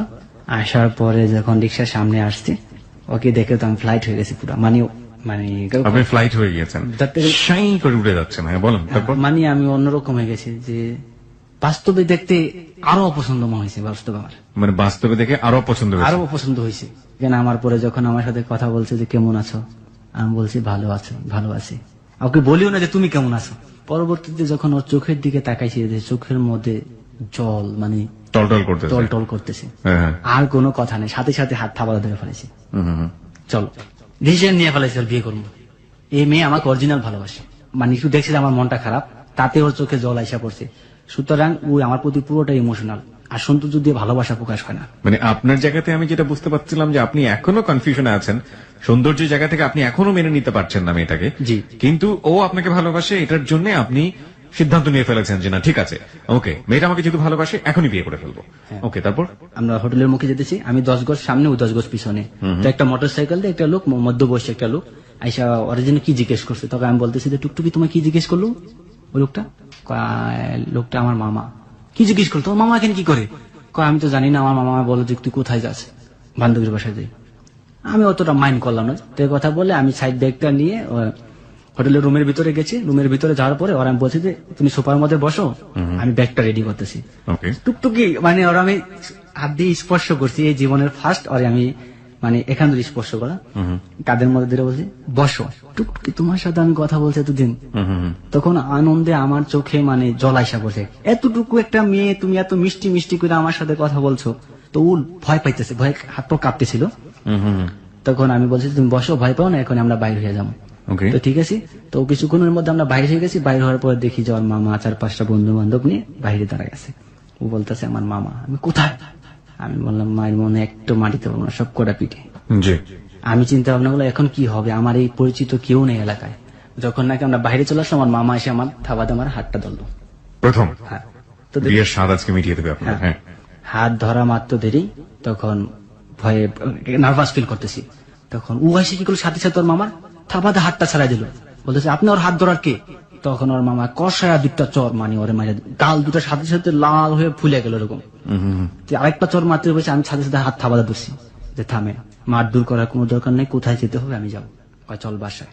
তখন আমাদের সিএনজিতে করে বসলো, দুজনে বসলাম। ও আমার হাত ধরে বলতেছে হালুম তুমি কোনো ভয় পাও না, আমি আছি না, তোমার টুকটুকি থাকতে তোমার কিছু করতে পারবো না। নাও সাসপেন্স ইজ বিগান। ওকে, আসল ক্লাইম্যাক্স শুরু হয়েছে সিনেমার এবার। ফাইন, তারপর? কক্সবাজার সদর ওর খালুর বাসায় নিয়ে গেল। আমার মা তো আগে থাকতেই জানে, ওর মা আসলো, ওর খালু আসলো, বড় সবাই অপার আসলো। সাথে আপনার দেখা হতে যাচ্ছে। হ্যাঁ। তো পরবর্তীতে ওদের বাসায় ওখানে বসলাম। বসার পরে আপ্যায়ন করছে, এরকম নাস্তা টাস্তা নিয়ে আসছে, আসার পর আমার ইন্টারভিউ নিতেছে, আমার পাসপোর্ট নিয়ে গেল, এসে আমাকে ইন্টারভিউ, বিভিন্ন কিছু ইন্টারভিউ নিতেছে। খালু ইন্টারভিউ নিয়ে দেখলাম ইন্টারভিউতে পাস। কিসের ইন্টারভিউ? ইন্টারভিউ নিয়েছে যে আমি কতটুকু education, so plus family character, বা আমি কিরকম ট্যালেন্ট প্রশ্ন করছে, নাম ঠিকানা লিখেছি। বুঝতে পেরেছি, হ্যাঁ। তারপর ওর খালার হাত ধরে বলতেছি আমি কাঁপতে কাঁপতে, যাই করেন আমার শরীরে যাতে কোনো টাচ না পড়ে। এখানে আমি মারের ভীষণ ভয় পাই। ঠিক আছে, আপনারা যা বলবেন তা করতে রাজি আছি, আমি ওকে বিয়ে করতে রাজি আছি। কিন্তু দরকার হলে আমি ছেড়েও দিব, কোনো সমস্যা নেই, কিন্তু শরীরে টাচ করবেন না। না, আমি ভয় পাইতেছি। তখন ও বলতেছে যে তুমি ভয় পাও কিসের জন্য, আমি আছি না। ওর খালা বলতেছে না সমস্যা নেই কোনো। তো আমি বললাম যে দেখেন, বিয়েতে আমি রাজি আছি, কিন্তু আমার গার্জিয়ানের বিয়েতে রাজি হবে না। প্রয়োজন হলে আমার তেজ্য পুত্র করে দেবে, তারপর আমার গার্জিয়ান রাজি হবে না। তার মানে ওরা মোটামুটি রাজি হয়ে গেছে। রাজি হয়ে গেছে। ওকে, আপনার বড় আপাও রাজি হচ্ছে? বড় আপা তো আগে বড় আপা আগে রাজি না, মানে বড় আপার সাথে দেখা হওয়ার পরে কি হলো, কমিউনিকেশন, কথা, সরাসরি কথা কি হলো, কি বলে ডেকেছিলেন? বড় আপা বলে ডেকেছিলেন? সেই সময়টা আমি লজ্জা পাইছি। উনি যখন আমার সামনে এসে দাঁড়াইছে ফেস টু ফেস, যে কিভাবে কথা বলবো, তখন Okay. কয়ে ওর খালার কাছে বলতেছে কি ছিল তো আমার আপা ডাকছে। তো আমি ভীষণ লজ্জা পাইছি সেই সময়টা। যখন এই কথা বলো, ওনারা একটু হুজুট খেয়ে গেল যখন আমি বলছি যে আমার গার্জিয়ান রাজি হবে না। জি। তখন ওনারা আমার ছবি টবি তুললো, ভিডিও করলো, করার পরে বলতেছি তোমার গার্জিয়ান যদি রাজি থাকে তবে আমরা বিয়ে সম্মতি দেবো।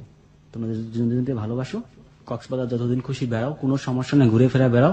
আমার মামা এক হোটেলের ম্যানেজার, হোটেলের কাজ দিল, আমার হোটেলে থাকো, সমস্যা নাই, যেখানে খুশি বেড়াও, কোনো সমস্যা। ওর সাথে মোবাইলের যোগাযোগ রাখো, কোনো বাধা দ্বন্দ্ব নেই, কিন্তু তোমার Family গার্জিয়ান রাজি হতে হবে। ফ্যামিলি নিয়ে আসবা, আমরা মেয়ে দিদি।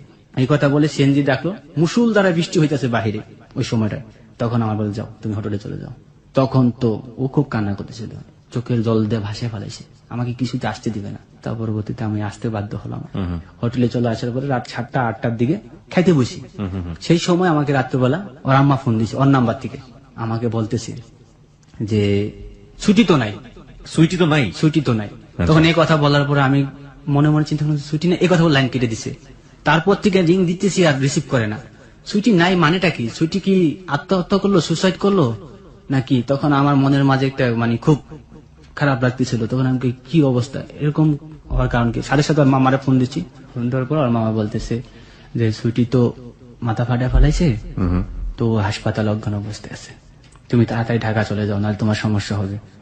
আমি এই কথা শোনার পরে সাথে সাথে লাইন কেটে দিছি। লাইন কেটে দিয়ে মাথা ফাটা ফেলাইছে মানে, তখন আমার খুব মানে অন্যরকম আছে যে ও আমার জন্য নিজের মাথা নিজের বাড়িতে ফাটাই ফেলাইছে, আর আমি এখানে হোটেলে বসে খানা খাইতেছি। তখন আমি সাথে সাথে বাইরে এসেছি, বাইরে হইয়া রিক্সা নিয়েছি, রিক্সা নিয়ে, কিন্তু ওই ঠিকানাটা আমি ভুলে গেছি যে বাসায় গেছি। জি। প্রথমবার গেছি, পরবর্তীতে রাত্র 9টার দিকে ফোন রিসিভ করছে, ও রিসিভ করছে। ও তখন জ্ঞান ফিরছে, তখন আমি বলছি তুমি বলে মাথা ফাটা ফেলেছো, তুই মাথা ফাটাই দিয়ে গেছিস কিসের জন্য? আমি রাগ করে কথা বলছি, তুই কিসের জন্য মাথা ফাটাই দিয়ে গেছিস? তো কি মনে হয় তোকে আমি ভালোবাসি না? কয় না, তোমার জন্য আমি কিছু করতে পারলাম না, দেখো হয়তোবা তোমার সাথে আর জীবনে আমার কোনোদিন দেখা হবে না। কান্না কান্না কণ্ঠে বলছিল যে তোমার সাথে হয়তো আর জীবনে কোনোদিন আমার সাথে দেখা হবে না। আমি কই তুমি এরকম জায়গাটা বলতেছো কেন? এরকম করে বলবো না কখনো, কেন দেখা হবে না? অবশ্যই দেখা হবে। আমারই ভুল হয়েছে, যদি প্রথমে বলতাম তোমাকে আমি পালায়ে বিয়ে করতে তাহলে ভালো হতো। ওকে। তখন ও আমায় বলতেছে থাক, আর তো আমার সাথে তোমার সাথে দেখা হবে না, কালকে আমার মোবাইলটা নিয়ে নিবে।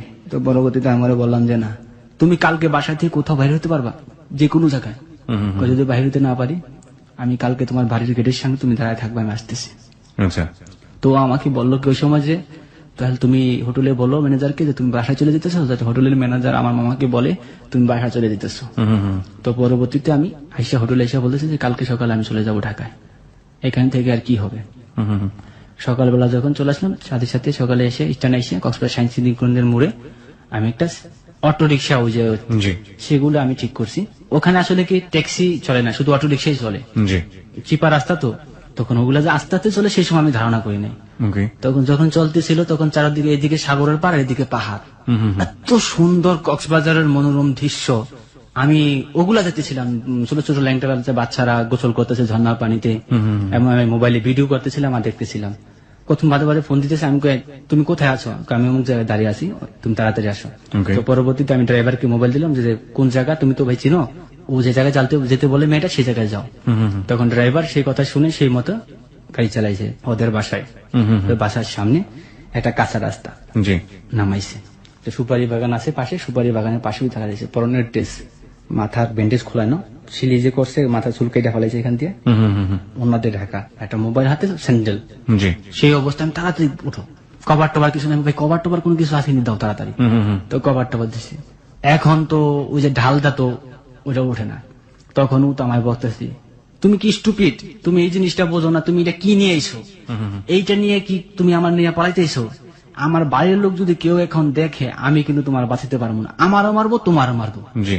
আমি কই, বলো কি? তখন আমি সেঞ্জেলার বলতেছি, তখন সেঞ্জেল বলে, আমার কি দোষ ভাই, আপনি দেখে করবেন না? আমি সেঞ্জেল বলতে, তুই কি ভাবছো যে আমার একলা মারবো? আমারও তো মারবো, তোর গাড়ি সহকারে ভাঙবো। তুই সেঞ্জেলা বলেন কি ভাই, আমার গাড়ি ভাঙবো, আমি গরিব মানুষ। তো আমি কই তাড়াতাড়ি, তখন ও বলতেছে, আমি সাথে সাথে, ও আমার বলতেছে সাথে সাথে বিপদের দোয়া পড়ো, বলতেছে দুজন, বল তুমিও পড়ো। এখন বিপদ এই মুহূর্তে যদি কেউ ধরে ফেলতে রক্ষা নেই, কোন রকম করে ডালটা দিয়ে ওরে কোন রকম করে, একটা কভার ছিল, কভার ধরা ঢেকে রাখছি, আর আমার তো কি চিনে না এলাকার, কোন রকম করে ঢাল দিয়ে ওঠার পরে যখন নাকি ফ্রিজ ডালার পথে উঠছে, তখন মোটামুটি আর কি চলতেছিল। আচ্ছা। তখন ওই আমার ইচ্ছা মতন মানে করতেছে, তুমি হালুম যে এত বোকা, আমি তো জিনিস বললেন, এখন যদি কি এই মুহূর্তে ধরে ফেলায় তাহলে কি অবস্থা হইব। ওকে। আমি ওই সময়টা খুব ভীষণ ভয়ে ছিলাম। তো পরবর্তীতে এখন একটা সিএনজি স্টেশনে গেছি, সিএনজি স্টেশনে গিয়ে ওটা আমরা চেঞ্জ করছি। আচ্ছা। চেঞ্জ করার পর ডাইরেক্ট টেকনাফ। আমরা জিজ্ঞেস করলাম যে ঢাকা যাবে না, কোথায় যাবে? আগে টেকনাফ যে আমরা বিয়ে করবো, তারপরে ঢাকা। টেকনাফ যেতে যেতে রাত্র হয়ে গেছে, তো সন্ধ্যাবেলা ওখানে গিয়ে হোটেলে ভাড়া নিলাম। হোটেলে জিজ্ঞেস আপনারা কি হন? আমরা বলছি স্বামী স্ত্রী। ওকে। তিনি মিথ্যা কথা বলতে হয়েছে, আমাদের মিথ্যা আসেনি, সেই সময় আমরা স্বামী স্ত্রী ছিলাম না। সো সেই সময় আমার পরিচয় দিতে হয়েছে, যে অন্য পরিচয় দিতে হয়েছে। তো আমি বলছি, তো ওরা বলছে যে নাম ঠিকানা লেখেন, আপনাদের সাইন দেন। ওকে।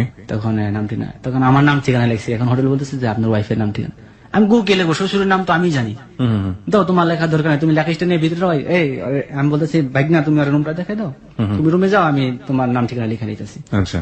তো শ্বশুরের নাম তো আমি জানি, তো এই সময় আমি নাম ঠিকানা, তো ম্যানেজার হাইসা দিছে কথা বলার পরে, ঠিক আছে একজন লেখলেই হয়, সিগনেচার করে চলে গেলাম। আচ্ছা। তো আমরা ওই দিনকে এক রাত ওখানে কাটালাম। তো আমার সাথে ও তো ভীষণ ভয় পাইতেছে।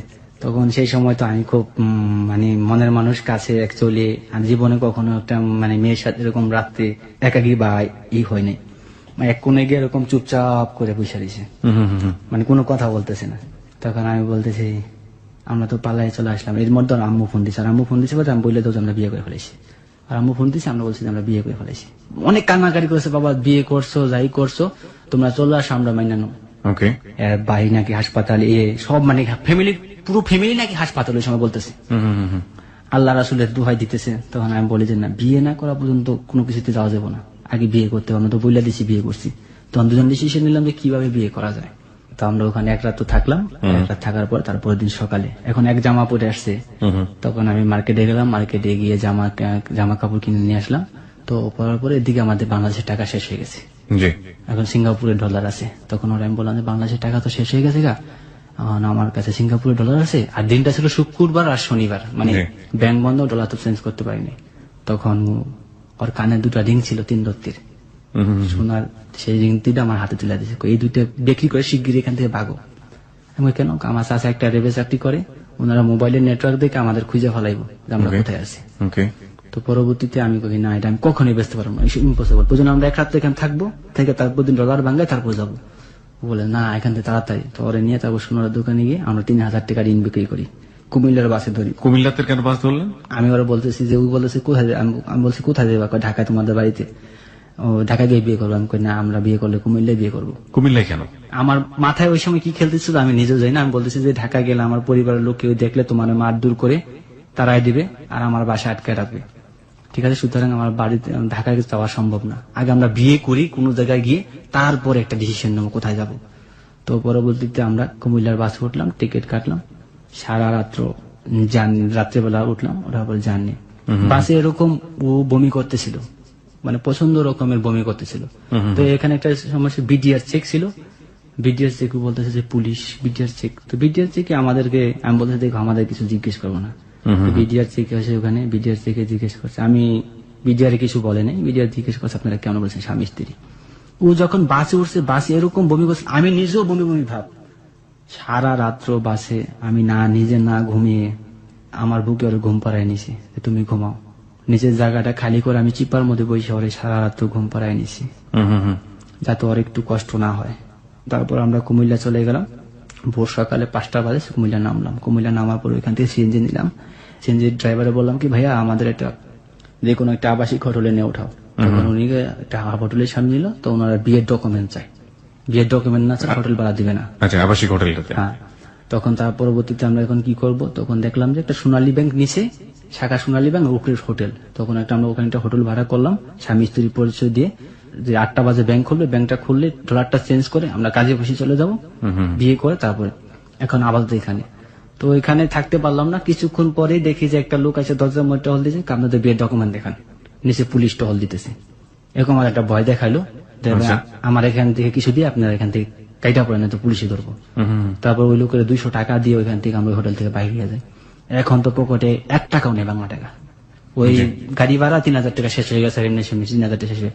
তো রিক্সা ঠিক করলাম, রিক্সা বললাম যে ভাই এখানে যে কোনো সোনালী ব্যাংকের একটা শাখায় যাও। তখন একটা মেন শাখায় নিয়ে গেল। রিক্সাদার বললাম তুমি দাঁড়াও ভাই, আমরা টাকাটা চেঞ্জ করে আসতেছি। রিক্সা আল্লাহ বলতেছে ঠিক আছে। তখন আমরা ডলার চেঞ্জ করলাম, ওইখান থেকে ডলার চেঞ্জ করে এসে দুজনে নামলাম। নামার পরে রিক্সাদার বললাম একটা আবাসিক হোটেলে যাও। তখন কুমিল্লা মহাসড়কের সাথে আবাসিক হোটেল। তো হোটেলে আমরা স্বামী স্ত্রী পরিচয় দিয়ে, স্বামী স্ত্রীর পরিচয় এখানে কিছু আমি এমনিতেই মোবাইলে রিং বাজাইতেছিলাম, মানে মোবাইলে রিং বাজে লিংটন বাজে কথা বলতেছি, যে জানি যে এখানে স্বামী স্ত্রী ধরা না খেলে হোটেল ভাড়া দিবে না। তাহলে আমি বলতেছি যে হ্যালো, হ্যাঁ আমি এমনি বলতেছি হ্যালো আসসালামু আলাইকুম ভাই, কেমন আছেন ভাই? একটা সমস্যা গেছে, আপনার ভাবির তো লাকিস টাকিস সহ আমরা তো গাড়ি মিস করে ফেলাইছি, গাড়ির মধ্যে লাকিস টাকিস সব রয়েছে, এখন কি করি উপায় বলেন তো? এখন তো পর নির্দেশ সেলার কামিজ পরা সবকিছু ওইখানে রয়েছে, আমরা তো কুমিল্লা ঘুরতে এসেছি, তো এখন তো কি অবস্থা, মানে ম্যানেজার উড়ে দাঁড়ায় দাঁড়ায় কত কথা বলতেছি, মানে এরকম কথা বললাম। তখন ম্যানেজার বলতো যে আসলে আমরা স্বামী স্ত্রী তখন কথা বললাম। তো পরবর্তীতে গেছি আপনি যে আমরা আজকের রাতের জন্য আমরা 2 দিনের জন্য রুম ভাড়া করতেছি। আচ্ছা আপনার স্বামী স্ত্রী? হ্যাঁ। আর কোনো কিছু জিজ্ঞেস করে নেই। তারপরে আমাদের সিগনেচার নিল, সাইন করে নাম ঠিকানা লেখার পরে আমরা ওখানে রুম ভাড়া করলাম। আরেকটা তো ওখানে কাটাইলাম। তো তারপর দিন সকালে বিয়ের উদ্দেশ্যে, এখন ও শুধু আমার পাগল হয়ে গেছে, বিয়ে করবা কখন, বিয়ে করবা কখন। ঠিক আছে, তখন আমি সকালবেলা আমরা বিয়ের উদ্দেশ্যে বাইর হলাম। আচ্ছা, সেই অটো রিক্সা, এখন কাজী অফিস খুঁজতে বের হয়েছি। তখন অটো রিক্সা বললাম যে এখানে কোনো রেজিস্ট্রি অফিস আছে বিয়ে পড়া এরকম? দেখেন আমি তো দিকে যাবো না, আপনাদের সামনের পথে দিয়ে রিক্সা উঠলে রিক্সাওয়ালা আপনাদের নিয়ে যাবে। তখন রিক্সা উঠে আমরা চলে গেলাম কাজী অফিস।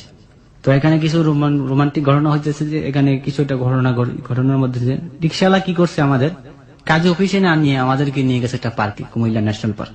কেন জানি না কি জন্য। ওকে ভাড়া 20 টাকা বেশি দিছি। ঠিক আছে, বলতেছে যে এটার ভিতরে কাজী অফিস, আমরা জানি না, এখানে ভিতরে গিয়ে দেখি ন্যাশনাল পার্ক। তখন আমরা বলতেছি দেখছো মানুষ কত বড় খারাপ, মানুষ যে এরকম বিপদের সময় আমাদের সাথে উপহাস করলো। তার পরবর্তীতে আরেক রিক্সাওয়ালা ডাকছি, এক চাচারা ডাকছি, চাচারা বলছি রেজিস্ট্রি অফিসে নিয়ে যেতে। চাচাই নিয়ে গেছে জমি রেজিস্ট্রি অফিসে, যে বিয়ে করে সেখানে জমি রেজিস্ট্রি অফিস নিয়ে গেছে। তো চাচারা বলছে চাচা এটা তো জমি রেজিস্ট্রি অফিস। কত বাবা কোন অফিসের কথা বলছো, এখন মুরব্বী কি বলবো, আমরা বলছি যে বিয়ে যেখানে পড়ায় সেখানে। তখন ও বলতে ও আমি তো বাবা চিনি না। পরবর্তীতে আরেক রিক্সাওয়ালা ডাকছি, ও বলতেছে ওই লোকটা বোধহয় চিনে। তো ওই লোকটা ডাকছি, ডাকার পরে এই যে রিক্সাওয়ালা ডাকছি, রিক্সাওয়ালা ডাকার পরে বলতেছে চাচা আমরা তো সমস্যায় পড়ে গেছি, বিশাল সমস্যায় পড়ে গেছি। কি সমস্যা? চাচা বলতেছে কি সমস্যা? আমি অনেক সমস্যা। তোমরা কি বিয়ে করবা? চাচা আপনি বলতেন কেমনি? এর আগে আমি 2-4টা বিয়ে পড়েছি। রুবেল তারপর রিক্সাওয়ালা আমাদের ওখানে কাজে বসে নিয়ে গেল, রিক্সাওয়ালা উকিল বাপ হলো নিজে। তারপর আমাদের 1 লক্ষ টাকা জন্মহরে আমাদের বিয়ে হলো। ওখানে কাবিনের টাকাটা কম দেওয়া হয়েছে, সেটা হচ্ছে যে রিক্সাওয়ালা বলছে যে কাবিনের টাকাটা কম দেন। তারপরে কাবিনের টাকা আমরা ওখানে 1 লক্ষ টাকা জন্মহরে আমাদের বিয়ে হলো, নিকানামা হলো। সাথে সাথে কুমিল্লা 10 কোটি গিয়ে পুট আপ করে নিয়েছে, আমাদের 1 কপি দিয়ে দিল। তারপর আমরা ওখান থেকে চলে আসলাম কুমিল্লা শহরে, গিয়ে বিয়ের মার্কেটিং করলাম, হাতের চুড়ি, নাক ফুল, তারপর ওর জন্য জামা কাপড়, জুতা। চাচাকে নিছেন সাথে? হ্যাঁ, চাচাকে সাথে নিছেন। চাচা যেহেতু উকিল বাপ, চাচার তো নিতে হবে। তারপরে চাচার রিক্সা করে, চাচার যখন চাচার রাত্র হয়ে গেছে যখন, তো চাচা বলতে তোমরা হোটেলে ফিরে যাও বাবা, আমি তো গরিব মানুষ, তোমরা উকিল বাপ দিছো, কিন্তু আমি তো তোমাদের ওরকম করতে পারলাম না। যাই হোক, চাচা এরকম বলার পরে চাচাকে বিদায় করে দিয়ে হোটেলে চলে আসলাম। আচ্ছা, তো হোটেলে চলে আসার পরে তখন আমাকে বলতেছি নাও তোমার বিয়ে করছি, এখন দাও তোমার কাবিননামা তোমার কাছে, তুমি বিয়ে করতেছিলে, বিয়ে করছি না। তো সেই সময় আমি ওরে বলতেছে তুমি তো মোবাইলে অনেক পাকনা পাকনা কথা বলতো, তো আর আমি হাসির মাধ্যমে দুটা গালের মধ্যে চট দিছি। যে মোবাইল তো অনেক পাকনা পাকনা কথা বলছে, এখন তো একটা কথা বলতে পারতেছ না। কিছু বলে না, সে সময় হাসতেছিল। ওকে, তখন এই কথা বলছি বাদ আমার, তখন আমার জড়ায় ধরছে, জড়ায় ধরে বলছে যে না, আমি বিয়েটা এই কারণে বলছি কারণ তোমাদের আমার একটা ডকুমেন্ট দরকার, এখন ডকুমেন্ট আছে, এখন কোনো ভয় নেই। এদিকে ওর মা বারবার ফোন দিতেছে, বাবা দোহাই তোমরা কক্সবাজার ফিরে এসো। এই দিক দিয়ে আমার টাকা পয়সাও প্রায় শেষ হয়ে আসছিল, কারণ আমি টাকা পয়সা বেশি নিয়ে যাইনি, Okay. বাংলাদেশের 1 লক্ষ টাকার মতো নিয়ে গেছিলাম। বিপদের মুহূর্তে এই সময়টার মধ্যেও আপনি ফ্যামিলিকে কিছু যোগাযোগ করেনি, কোনো কিছু জানাননি? কোনো যোগাযোগ করিনি। যখন ওর মা এরকম করে কান্নাকাটি করতেছে, তখন আমরা বলতেছি চলো আমরা তো সাগরের মাঝখানে একটা পাড়ি গিয়ে ঠেকি, যে তোমার পরিবার রাজি আছে, তোমার পরিবার রাজি হলে আমার পরিবার এমনিতে রাজি হয়ে যাবে। যতদিন রাজি না হচ্ছে ততদিন ওনারা আমাদের কক্সবাজার বলে বাসা ভাড়া করে রাখবে, তো আমরা ওখানে যাই। Okay. পরে বুঝে ঠুজে অনেক কষ্টে ও যাতে রাজি হয় নাই, অনেক বোঝানোর পরে তো ও রাজি হয়েছে। কোথায় ভাড়া করে রাখবেন? কক্সবাজার। কক্সবাজার। ওকে, তো ওর তো মাথা ফাটা ছিল, ও নিজের হাতে গোসল করতে পারতো না, মাথার মধ্যে শ্যাম্পু দিয়ে দিতাম, যে নিজের হাতে খাওয়াই দিছি। প্রতিটা মুহূর্ত ওর সাথে আমি ছিলাম। তো পরবর্তীতে তারপর দিন সকালবেলা আমরা ব্যাগটি গুছে আমরা কক্সবাজার চলে গেলাম। কক্সবাজারের বাসে রওনা হলাম। ও রাত্রে চলে যাওয়ার পরে শালা বাস স্ট্যান্ডে দাঁড়িয়েছিল, তো দাঁড়িয়ে থাকার পর আমাদের রিসিভ করে নিয়ে গেল। মানে ওদের বাড়িতে? না, ওদের বাড়িতে নিয়ে আমাদের একটা কটেজ হোটেলে উঠেছি। মানে আলটিমেটলি তো আপনারা ওদের ফ্যামিলিতে যাওয়ার জন্যই আপনারা গেছেন কক্সবাজারে? হ্যাঁ। হ্যাঁ, ওর চাচা এবং মা আসলো, আসার পর ওর চাচা বলতেছে যে কালকে তোমরা তো জার্নি করে আসছো, পাসপোর্ট কাবিননামা দেখলো সবকিছু ঠিক আছে, তখন বলতেছে যে তো তোমরা জার্নি করেছো, তোমরা আজকে রেস্ট নাও, কালকে আমরা ডিসিশন জানাবো তোমাদের কি করা যায়। তাই কালকে দুপুরবেলা ওর চাচা এবং ওর মা আসছে, আমরা একসাথেই ছিলাম। তারপর ওর চাচা এবং মা আইসা, ওর চাচা এসে বলতেছে 3টা শর্ত। 1 নম্বর শর্ত কাবিন 10 লাখ টাকার হবে, 2 নম্বর শর্ত দেনমোহর পরিশোধ করতে হবে, 3 নম্বর শর্ত গার্জিয়ান নিয়ে আসতে হবে। আমি বলছি কাবিন 10 লক্ষ টাকা না, 25 লক্ষ টাকার কাবিন হোক, আমি দেনমোহর পরিশোধ করবো ইনশাল্লাহ, আর আমার একদিনের সময় দেওয়া হোক, আমার গার্জিয়ান আমি নিয়ে আসবো। এই কথা বলার পর চাচা বলতেছে না, তুমি এখন এই মুহূর্তে আমার গার্জিয়ান নিয়ে আসবো। আর এই দিক দিয়ে এই সময় আমার পরিবারের লোক জানাই দিচ্ছে ওর আম্মু, ওই যে ওর নাম্বার থেকে আগের নাম্বারে ফোন করতো, ওই নাম্বারে ফোন দিয়ে বলেছে যে আপনার ভাই আমার মেয়েকে নিয়ে পালাইছে। তখন আমার পরিবার লোক সব আমার ভাইয়েরা ফোন দিছে, ফোন দিয়ে বলছে তুই কোনো চিন্তা করিস না, যে তুই করিয়ে ফেলাইছাস, আমরা আসতেছি, তুই ওদের সাথে কোনো উল্টা পাল্টা করিস না, যা বলে তা শোন। চাচা বলতেছে তুমি তোমার গার্জিয়ান আনতে যাও। এর দিক দিয়ে আমার পরিবারের লোক প্ল্যান করছে যে ওরে আসতে বলো, আমরা তো কক্সবাজার চিনি না, ও আমাদের আইসা নিয়ে যাক। তো ওদের সাথে আমার পরিবারের সাথে কি কথা হয়েছে আমি জানি না। তো পরবর্তীতে আমি বলতেছি না আমি কিছুতেই যাবো না। তখন ও আইসা আমার বলতেছে ওরা ডাইকা নিয়ে গেছে রুমের মধ্যে, আলাদা রুমে। ওই আইসা বল তুমি তোমার ভুলে যাবে না, আসবে বিষয় এরকম বলতেছে। আমি আমার পরিবারের সবকিছু ছেড়ে দিয়ে তোমার জন্য এখানে চলে আসছি, আর তুমি আমি বলতে তোমার আমি ভুলে যাবো, এটা ইম্পসিবল, আমি তোমার জীবনে কখনো বলতে পারবো না। তখন আমিও কান্না করতেছি, ও কান্না করতেছে। তখন ও বলেছে যে মা এবং চাচা বলতেছে যে তুমি আমার ভুলে যাবে। আমি বলছি আমি কখনো তোমার বলবো না। ও আমার হাত ধরে রাখছে এই মুহূর্তে। ওর চাচা এবং ওর মা এবং ওর ভাই, ওর 2 চাচা আমার হাত টানতেছে এবং ওর হাত টানতেছে, তাই না আমাদের হাত ছুঁয়ে দিতে পারে না। আমি বলতেছি তুমি কি আমার সাথে যাইবা? কহ আমি তোমার সাথে চলে যাবো, চলো। একদম। কেন হাত টানাটানি করবে? আপনি তো বললেন যে আপনার ফ্যামিলির লোকজন আসতেছে, তারপরও? তারপর ওরা বলছে যে, তুমি এই মুহূর্তে গিয়ে তোমার গার্জিয়ান নিয়ে আসবা। তো আপনার ফ্যামিলির লোকজন তো রাজি হয়েছে আসার হ্যাঁ, জন্য? রাজি হয়েছে, কিন্তু আমার বলছে এই মুহূর্তে গিয়ে তুমি তোমার গার্জিয়ান নিয়ে আসবে। এই মুহূর্তে আবার চলে যেতে বলছে? হ্যাঁ, আমার ঢাকায় গিয়ে গার্জিয়ান নিয়ে আসতে বলছে। তো আপনি বললেন যে আমার গার্জিয়ান অন দা ওয়ে, তারা আমি আসতেছে। বলছি এই কথা যে আমার গার্জিয়ান আসতেছে, দেখেন আমাকে একটা দিনের সময় দেন, একদিনের মধ্যে যদি আমার গার্জিয়ান না আসে আমি তাহলে যাবো ঢাকায়। ওনাদের আমি বারবার বলছি, এবং মেয়ের চাচার পায়ে ধরে, ভাই এইভাবে আমি পায়ে ধরে কান্না করছি, চিৎকার করে কান্না করছি। আমি চিৎকার করে বারবার বলছি যে দেখেন চাচা, মানুষ তো অনেক ভাবে অনেক ভুল করে, দেখেন চাচা আমি যদি এই মুহূর্তে আমার বাড়িতে যাই আমাকে মেরে আমাকে আর আমার আসতেই দিবে না। আমার শাশুড়ির পায়ে ধরে কান্না করছি, কিন্তু ওনারা কিছুতে আমার কথা শুনে নাই, বরঞ্চ আমাকে লাত্তি দিয়ে ফালাই দিছে। ওর চাচার পায়ে ধরছে, ওর চাচা আমার লাত্তি দিয়ে ফালাই দিছে, যে এইটারে দড়িদা বান, আর ওর 2 হাত এভাবে ধরে রাখছে যাতে আমাকে না থামাইতে পারে, এরকম করে 2 হাত ধরে রাখছে। পরবর্তীতে ওর চাচা আইসা, এক চাচা আইসা আমাকে লাথি মারছে বুকের মধ্যে, লাথি মারার পর ওর 2 হাত বান, ওর 2 হাত বাইন্দা এখানে ফালাই রাখ, এবং ভীষণ ভয় পাইছি সেই মুহূর্তে। তখন আমি ওদেরকে বলতেছি, চাচার পায়ে ধরে বলতেছি, চাচা আমি আমার গার্জিয়ানদের যাবো, সমস্যা না, আমি যেতেছি আমার গার্জিয়ানের জন্য। তখন এই কথা বলছি বাদে, তখন বলতেছি এখন তুই এই মুহূর্তে তোর গার্জিয়ানের কাছে যা। সাথে সাথে আমার রিক্সা রেখে আমার রিক্সা উঠাই দেয়। তখন আমি যখন রিক্সায় উঠি, তখন রিক্সায় আমি বলতেছি হয়তো বা আর জীবনে ওর সাথে আমার কোনোদিন দেখা হবে না, কারণ আমি ঢাকায় যেতেছি, ঢাকা থেকে আমার গার্জিয়ান আসবে। আমার গার্জিয়ানের ফোন দিছি, বলছে যে আমার পাসপোর্ট মালামাল সব রেখা দিছে এবং আমাকে আপনাদের আনতে যেতে বলছে। তুই তাড়াতাড়ি চলে আস, তোর পাসপোর্ট 10টা বানাই তুমি, কোনো সমস্যা নেই, তুই শুধু ঢাকা ফিরে, কোনো সমস্যা নেই। এই কথা যখন বলছে তখন আমার মনে গায়ে গেছে যে না, ওরা আর আসবে না এখানে। এবার আসবেন এখানে। সো ও আমাকে সারা জীবনের জন্য খারাপ ভাববে। তখন আমি সাথে সাথে সেনাবাহিনীর ক্যান্টনমেন্ট যাই কক্সবাজার, ওখানে গিয়ে আমি একটা সিভিল সার্জনের সাথে কথা বলি যে ভাইয়া এরকম এরকম ব্যাপার। তখন উনি বলে যে ভাইয়া আমি তোমার কিছু করতে পারতেছি না, কারণ আমাদের সেনাবাহিনীর কিছু করার থাকে না এখানে, তুমি পুলিশের সাহায্য নাও। আমি বলছি থানায় গেলে গোটা ব্যাপারটা অন্যরকম হয়ে যাবে। তখন উনি বলেছে কক্সবাজার রেপ 7 যাও, ওনারা ব্যাটালিয়ন রেপ সরাসরি অ্যাকশন। তখন আমার বলে আগে বেটার তুমি কোর্টে যাও, কোর্টে গিয়ে একটা দরখাস্ত লিখো, মুহুরিতে দরখাস্ত লিখে পিটিশন তৈরি করে তারপর তুমি ওখানে যাও। তা আমি গিয়ে দরখাস্ত লিখলাম, মোহরির দিয়ে 200 টাকার দরখাস্ত লিখে আমি কক্সবাজার রেপ 7 যাই। ওই রাত্রে গিয়ে বিস্তারিত বলার পরে ওরা ওখান থেকে জিডি করে, জিডি করার পরে ওরা সাথে সাথে ব্যাটালিয়ন র্যাব নিয়ে 14 জন র্যাব সদস্য নিয়ে গাড়ি নিয়ে মেয়ের পরিবার যেখানে আমরা হোটেলে ছিলাম সেই হোটেলে অ্যাটাক করে। হোটেলে এসে ওদের বিশ্রাম পাওয়া যায়নি। পরবর্তীতে অফিসার আমার আইডিয়া দিল যে তুমি তাড়াতাড়ি এখন ফোন দিয়ে ওর চাচারে মারে বলো যে তুমি কক্সবাজার সায়েন্স কেন্দ্রের মোড় দাঁড়ায় আছো, তোমার কাছে টাকা পয়সা কিছু নাই, তুমি ঢাকার বাস মিস করছো, এখন তুমি কোথায় যাইবা। তখন মেয়ের চাচার আর মারে ফোন দা বলছি। তখন মেয়ের চাচার মা বলছে যে আমরা আধা ঘন্টার মধ্যে আসতেছি, তুমি দাঁড়াও। তো আমরা এখানে দাঁড়িয়েছি, আর র্যাব সিভিল বেশি দাঁড়ানো ছিল। ওরা আসছে, আসার পর 2 চাচা এবং মা আসছে, আসার পরে র্যাব 2টা ঘেরাও করছে। ধরার পর র্যাবে বলছে যে ওর বউ এবং ওর কাবির নামা কোথায়, তাড়াতাড়ি দে।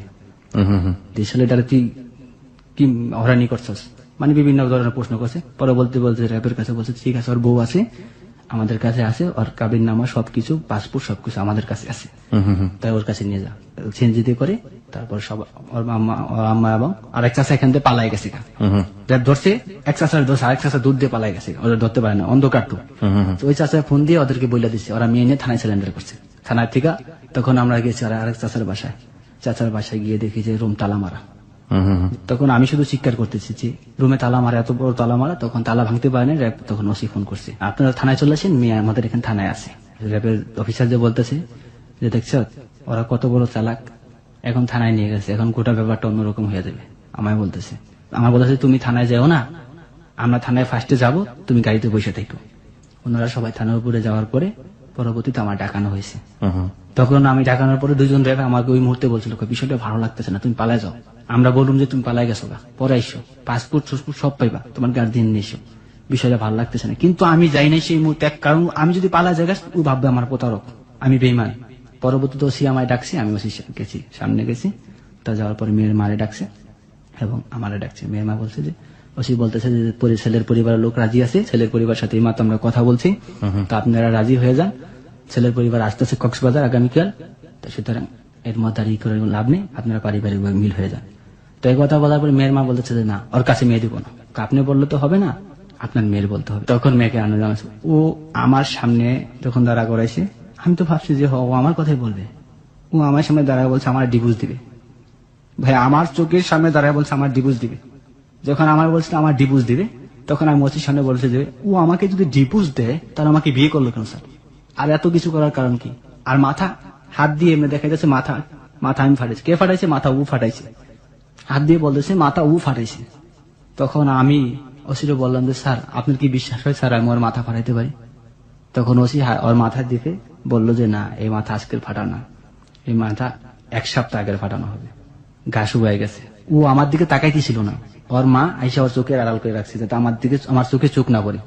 পরবর্তীতে যখন ওসি বলে যে ডিসিশন ফাইনাল, ও তোমাকে ডিভোর্স দিয়ে দেবে, তুমি 1 লক্ষ টাকা দিয়ে দিবে কাবিনের, তো তোমার পাসপোর্ট মালা মারলে তুমি চলে যাবে, আমরা কাজে ডেকে ডিভোর্সের ব্যবস্থা করে দিব।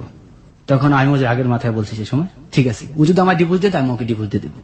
আমি সেই সময় আগের মাথায় বলছি যার জন্য করলাম চুরি সেই বলতেছে চোর, তো ও আমাকে ডিভোর্স দিয়ে দিলে আমি ওকে ডিভোর্স দিয়ে দেবো। তো এই কথা বলার পর ঠিক আছে তোমার টাকা দাও। আমি বলছি এই মুহূর্তে আমার কাছে 1 লক্ষ টাকা ক্যাশ নেই, আমার গার্জিয়ান আসার সময় দেওয়া হোক। আমার গার্জিয়ানের সাথে কথা বলা দিছি, কথা বলা দেওয়ার পর আমার গার্জিয়ান বলছে আগামীকাল আমরা আসতেছি। তো সে বললো তোমার 1 দিন সময় দেওয়া হলো। তো একদিন আমরা থানায় রইলাম। এখানে থানায় থাকার পর একদিন তো সারা রাত্র তো আর ঘুম নেই, আমি সারা রাত্র নামাজ পড়ছি, নামাজ পড়ে আল্লাহর কাছে বলছি আল্লাহ জীবনে যদি কোনো গুনাহ করে থাকি তুমি ক্ষমা করো, অন্তত আমি বিয়ে করছি তুমি ওর সাথে আমার মিলটা করাই দিও, জীবনের অন্য কোনো কিছু তুমি কেন আমার একটা হাত পাও চক্ষু যা খুশি একটা কেটে নিও, কিন্তু ওর সাথে আমার মিলটা করে, ওর ছাড়া আমি বাঁচবো না কোথা। আমি ফজরের নামাজ পড়ে সব বলছি এবং এই সময়ের নামাজ পড়া বলছি, সারা রাত্র আমি ঘুমাই নেই। থানার মধ্যে আমি সারা রাত্র জেগেছিলাম, আমি মোবাইলে কথা বলছি। সেই সময় নাইট ডিউটি এক অফিসার ছিল, আইসা আমার মোবাইলটা থাবাদা নিয়ে যেতে এসেছিল।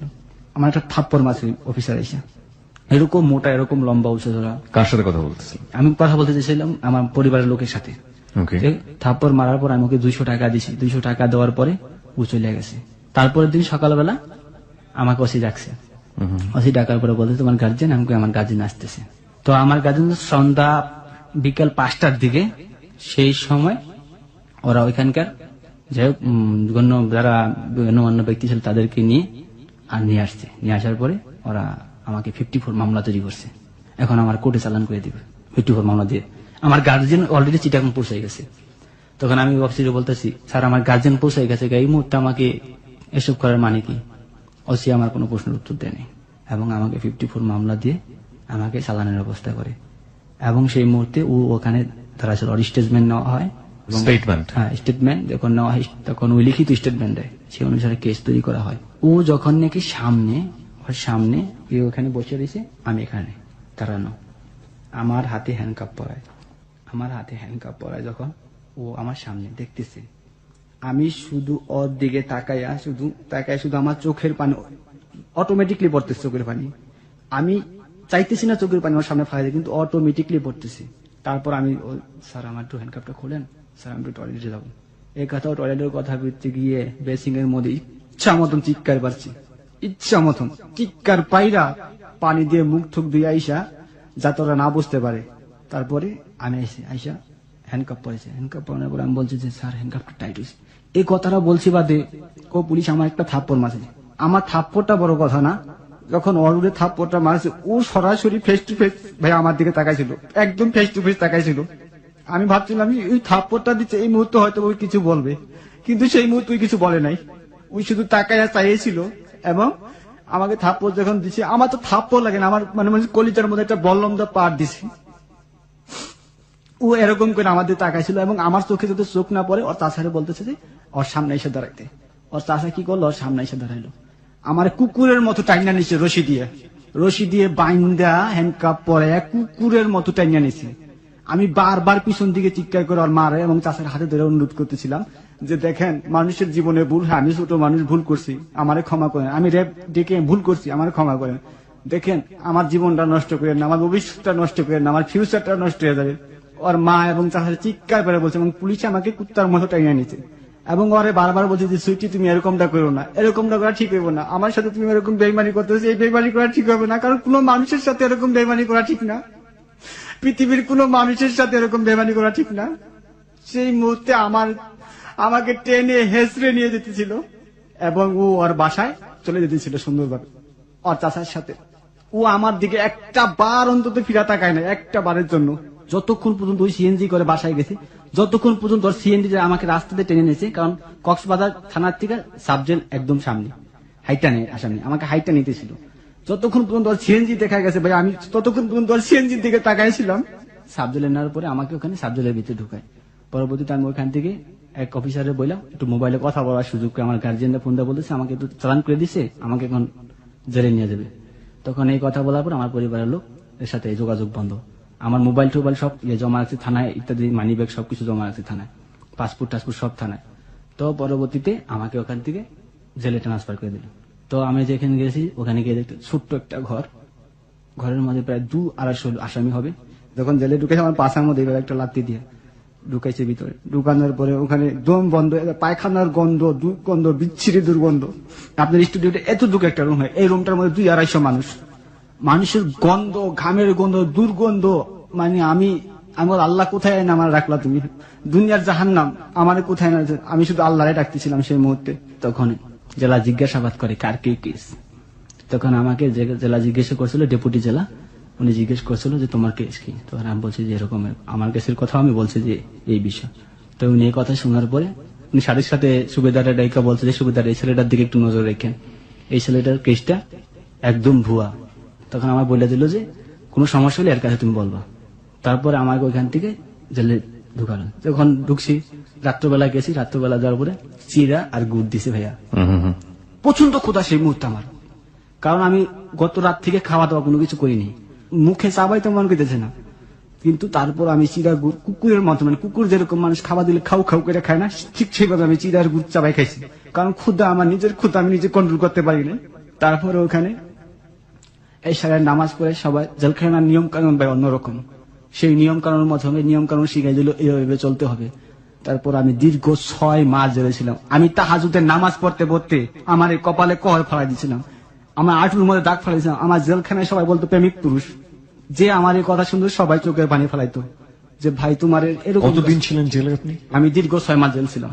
এর মধ্যে আপনার পরিবার আপনার সঙ্গে দেখা করেনি? হ্যাঁ, আমার পরিবার লোক দেখা করছি, আমার পরিবার লোক সবাই আমার সাথে দেখা করছে। তো আমার বলেছে যে 15 দিন, তোর যে মামলা দিচ্ছে 54 মামলা, এই মামলার 15 দিন তোর জামিন হয়ে যাবে। বল, তার 2 দিন পরে আরেকটা মামলা দিচ্ছে 7-9 দ্বারা, নারী নির্যাতন, অপহরণ, দর্শনের সহায়তা করিয়া, এই মামলাটা দিচ্ছে তারপর দিন। এবং কক্সবাজার মডেল থানার মামলাটা উকিয়া থানায় ট্রান্সফার করে নিয়ে গেছে, ওদের থানায় নিয়ে গেছে। তারপরে আমাকে 7-9 ধারা দিছে। এই ধারা দেওয়ার পরে আমার পরিবারের লোক অনেক চেষ্টা করছে, হাইকোর্টে নিয়েছে, কিন্তু মামলার জামিন হয় নাই। পরবর্তীতে ওদের সাথে আপোষ করছে, ওদেরকে 4-5 লক্ষ টাকা দিয়ে, 5 লক্ষ প্রায় 5 লক্ষ টাকা টাকা দিয়ে আমাকে জামিনে বাহির করে আপোষে 6 মাস পরে। এবং এই 6 মাসের মধ্যে জেলখানায় আমি ওকে চিঠি দিছি, এবং যখন নাকি আমি কোর্টে আসছি, কোর্টে আইসা দিয়ে আমি মোবাইলে পর্যন্ত কথা বলছি, ওর মার সাথে, ওর চাচার সাথে, ওর ভাইয়ের সাথে। ওর সাথে কথা বলেননি? ওর সাথে কোনো কথা বলতে দেয়নি, কথা বলার কোনো সুযোগ দেয়নি। ওই সময়ের পর থেকে এখন পর্যন্ত কি আপনার ওর সাথে কোনো কথা হয়েছে? হ্যাঁ, হয়েছে, পরে হয়েছে। আমি যখন বাইরে হয়েছি। কি জিজ্ঞেস করেছিলেন ওকে? ও কি বলেছিল? আমি যখন বাইরে হয়েছি, ওর ফ্রেন্ডের সাথে, আমার নাম এক রুবেল নামে একটা ছেলে ছিল, ওর ফ্রেন্ডের সাথে যোগাযোগ করি ফার্স্টে। পরবর্তীতে ওর ফ্রেন্ড আমার সাথে ওর কথা বলার সুযোগ করে দেয়। তখন ওর মাধ্যমে ওর কাছ থেকে জানতে পারলাম তুমি ওই সময় এসব কি কারণে বলছিলা। তখন আমার এই কথাগুলোই বলছিল যে আমার পরিবার লোক বলছে তুমি না 2-3টা বিয়ে করছো, তুমি বকাটে ছেলে, তুমি ছেলে ভালো না, এর আগে 2-3টা বিয়ে করছো, তুমি প্রতিবার সফরে আসো, সফরে এসে এরকম খারাপ কাজ করো, এগুলা বলছে। যে আমার পরিবার লোক এগুলো আমায় বুঝাইছে। আর সেই সময় আমি প্রচন্ড ভয় পাইছিলাম, কারণ তুমি আমার চাচা আমার মারে রেপ দিয়ে মাইর খাওয়াইছো, বিভিন্ন ধরনের কথা, এই ধরনের কথা। আর আমি সেই সময় এগুলা ভুল যায়, আমি বলছি তুমি বিয়ে করছো আর তোমার বউ বাচ্চা আছে। তখন আমি বললাম যে আমার বয়স 24 বছর, আমি 24 বছর মধ্যে 3টা বিয়ে কি করে করি, আর 3টা বিয়ে যদি করি আমার বাচ্চা কাচ্চা কি করে হয়, এই 24 বছর বয়সে তুমি এগুলা কি করে বিশ্বাস গেলা। তখন ওই কান্না করতেছিল, তখন ও আমাকে বলতেছে যে আমার ভুল হয়ে গেছে। আশেপাশে সে পুনরায় আবার আমার কাছে কান্না করতেছে, তুমি আমার এসে আবার নিয়ে যাও। তো পরবর্তীতে আমি বলছি যে আর সম্ভব হবে না, তুমি যদি একমাত্র পারো কোর্টে দাঁড়ায় যদি জজের সামনে বলতে পারো যে মহামান্য আদালত, আমি আমার পারিবারিক চাপে এই সমস্ত কথা বলতে বাধ্য হয়েছি, এবং আমি আমার স্বামীকে জেল কাটাইছি 6 মাস দীর্ঘদিন, সেটা আমার পরিবারের চাপে পড়া, এখন আমি আমার স্বামীকে চাই, তাহলে আমাদের দুজনের মিল হবে, এছাড়া আর কোনো সময় মিল হবে না। তো সামনের কোর্টে তুমি যদি ধারা করা তুমি এই কথা বলবা। তখন ওর সাথে আমার যুক্তি হলো, ও বললো যে ঠিক আছে আমি এই কথা বলবো হালুম। আমার বলতেছে, আমার একটা SMS পাঠিয়েছিল যে হালুম তোমার যদি কোনো পেপারে সাইন করতে বলে তুমি জীবনও কোনো পেপারে সাইন করবে না। আমি আজও পর্যন্ত কোনো কিবরিয়া ভাই, আমি আজও পর্যন্ত কোনো পেপারে, আমার ভাইয়ের আইন আমি পেপার টান্দা ছিঁড়া ফেলাইছি, আজও পর্যন্ত আমি কোনো পেপারে সাইন করিনি, এবং আমার কেসের কাগজটা পর্যন্ত আমি সাইন করিনি ভয়ে। এবং ও বলছিল যে SMS যে আমি কোনদিন কোনো পেপারে সাইন করবো না। তো পরবর্তীতে ওর কোর্টে দাঁড়ানো করানোর কথা ছিল, আমি বলছি তোমার কোর্টে দাঁড়া করে বনাস করে। এই দিক দিয়ে আমার সিঙ্গাপুরের IP লাগাই দিছে, সাথে সাথে এখান থেকে আমার IP বাইরে গেছে। IP বাইরে যাওয়ার পরে কোম্পানিতে জরুরি লোক লাগবে, তখন আমার চলে যেতে হবে। তো আমি কোর্ট ডেট দিয়েছি 1 তারিখে, এদিক দিয়ে আমার 4 তারিখে ফ্লাইট। তো আমি 1 তারিখে কোর্ট ডেট দিয়ে গেছি, যাওয়ার পর ওদিনকার কোর্ট জাস্ট পারমিশন দেয় নাই, ভিকটিম দাঁড়া করানোর পারমিশন দেয় না, মানে ওরা দাঁড়া করতে দেয় না। তো পরবর্তীতে না বললে আমি চলে গেছি, ওর নাম্বারে ফোন দিছি, ও আরেক ভাবির নাম্বারে পলাই এসে কথা বলতো টয়লেটের ভিতরে গিয়া। তো সেই নাম্বারে কল দিছি, কৌ তো এখন ওকে তো পাওয়া যাবে না। এই দিক দিয়ে আমার বাড়ির লোক টের পেয়ে গেছে এবং ওরাও টের পেয়ে গেছে। এই দিক দিয়ে আমার বাড়ির লোকের কাছে ওর মা ফোন দেওয়া হয়েছে, আপনার ভাই এখন তুই ওর সাথে যোগাযোগ করে। তার পরবর্তীতে আমার ভাই আমার ইচ্ছা মতন মারধর করছে, যে তোর এখন তুই লজ্জা শরম হয় না, তুই এখন তুই এই মেয়ের সাথে কথা বলেছে, মানে মারধর করে, মানে মারছে অনেক, মারা বলেছে আর কোনোদিন এই মেয়ের সাথে কথা বলবে না। 6 মাস জেল খাটাইছে এই মেয়ে, তুই এই মেয়ের সাথে আর কোনোদিন কথা বলবি না। সিঙ্গাপুর যখন চলে আসি 3 দিন পরে 4 দিন পরে ওর সাথে যোগাযোগ করি, দেখো আমি তো এরকম সিঙ্গাপুর চলে এসেছি। তখনই আমার অবিশ্বাস করে, তখন বলে যে তুমি তো সিঙ্গাপুর গেছো, এখন তো স্বপ্নের জগতে চলে গেছো, এই কথা বলে। আমি দেখো আমি তোমার এখন তুই ভালো, আমি এখানে আসছি শুধু টাকার জন্য, অন্য কিছুর জন্য না, তোমার আমার ভালোর জন্য।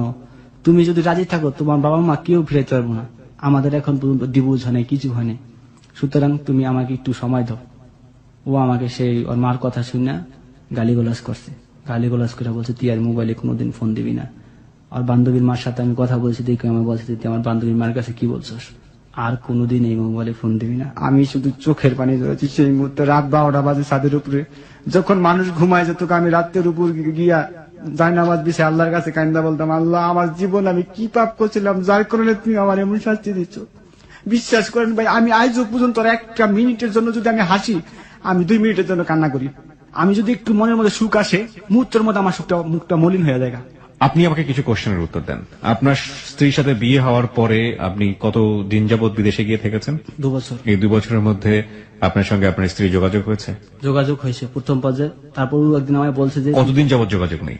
প্রায় 1 বছর সাথে যোগাযোগ নেই। এই 1 বছর কোথায় আছে, কিভাবে আছে আপনি জানেন? খবর নেওয়ার চেষ্টা করছে না, খবর নিছি, শুনছি যে ওই ভালোই আছে এবং ওর বিয়ের সম্বন্ধ আসতেছে, এরকমটা আমি শুনছি ওর দাদির মুখ থেকে। কারণ ওর দাদির সাথে আমি কন্টিনিউ কথা বলতাম যে ওর বিয়ের চলতেছে, হয়তো ওর বিয়ে হয়ে যাবে কোন একদিন। আপনি কেন তাকে বলতে পারেন না? আমি ওকে বলতে পারি না। কেন বলতে পারি না সে প্রশ্নের জবাব আমি জানি না।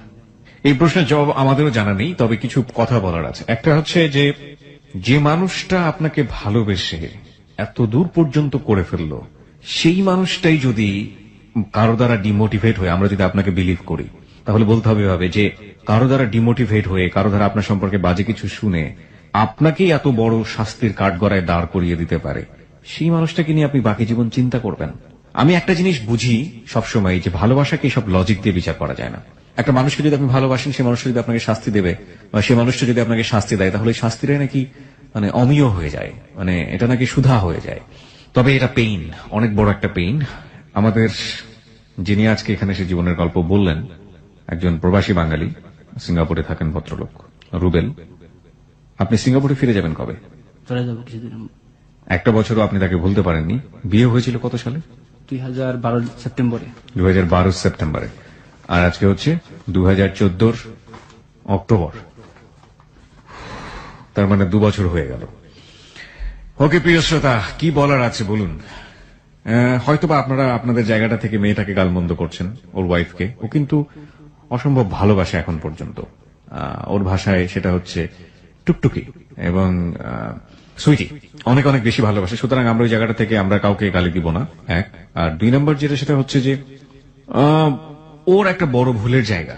এই ভুলের জায়গাটাতে যদি আমরা বলি যে হ্যাঁ, বিয়ে করার জায়গাটা, এই জায়গাটা হচ্ছে মস্ত বড় রকম একটা ভুলের জায়গা। এটা অবশ্যই নিজ সিদ্ধান্ত নিয়ে এভাবে করাটা কোনোভাবেই উচিত ছিল না। এবং বিশ্বাসের জায়গা বলেন, আত্মবিশ্বাসের জায়গা বলেন, কমফোর্টের জায়গা বলেন, যে জায়গাটাই হোক না কেন, সেটা হচ্ছে দুজন দুজনের প্রতি অগাধ বিশ্বাস। দুনিয়া উল্টে গেলেও দুজন দুজনের হাত ছাড়বো না। এবং শেষ পর্যন্ত দুনিয়া উল্টে যায়নি, কিন্তু দুজন দুজনের জায়গাটা থেকে অনেক বেশি উল্টে গেছে। এইটাই হচ্ছে আমাদের আজকের হ্যালো 8920 সবচাইতে বড় লেসনের জায়গা। আমরা যখন একজন মানুষকে ভালোবাসি, তার জন্য জগৎ সংসার সবকিছু ছেড়ে দিয়ে তার হাতটা ধরি, কিন্তু সেই জগৎ সংসার যখন আমাদের মুখোমুখি হয়ে যায়, তখন সেই হাতটা কোনো না কোনোভাবে আমাদের হাতটা ফসকে যায়। এবং এই ফসকে যাওয়ার ঘটনা যে দুনিয়াতে হরহামেশাই ঘটছে আমাদের সমাজে, সেটার একটা বাস্তব উদাহরণ আমরা আজকে দেখলাম। গানে গানে একটা কথা আছে যে পিরিতি কাঁঠালের আটা, লাগলে জোড়া খসে না। এই কাঁঠালের আঠার মতো প্রেম আজকের এই সময় বা আজকের এই জগতে খুঁজে পাওয়া খুব দুষ্কর। এবং তারপরও সুপার গ্লু যেখানে কাজ করে না, সেখানে কাঁঠালের আটা কতটুকুই বা কাজ করবে।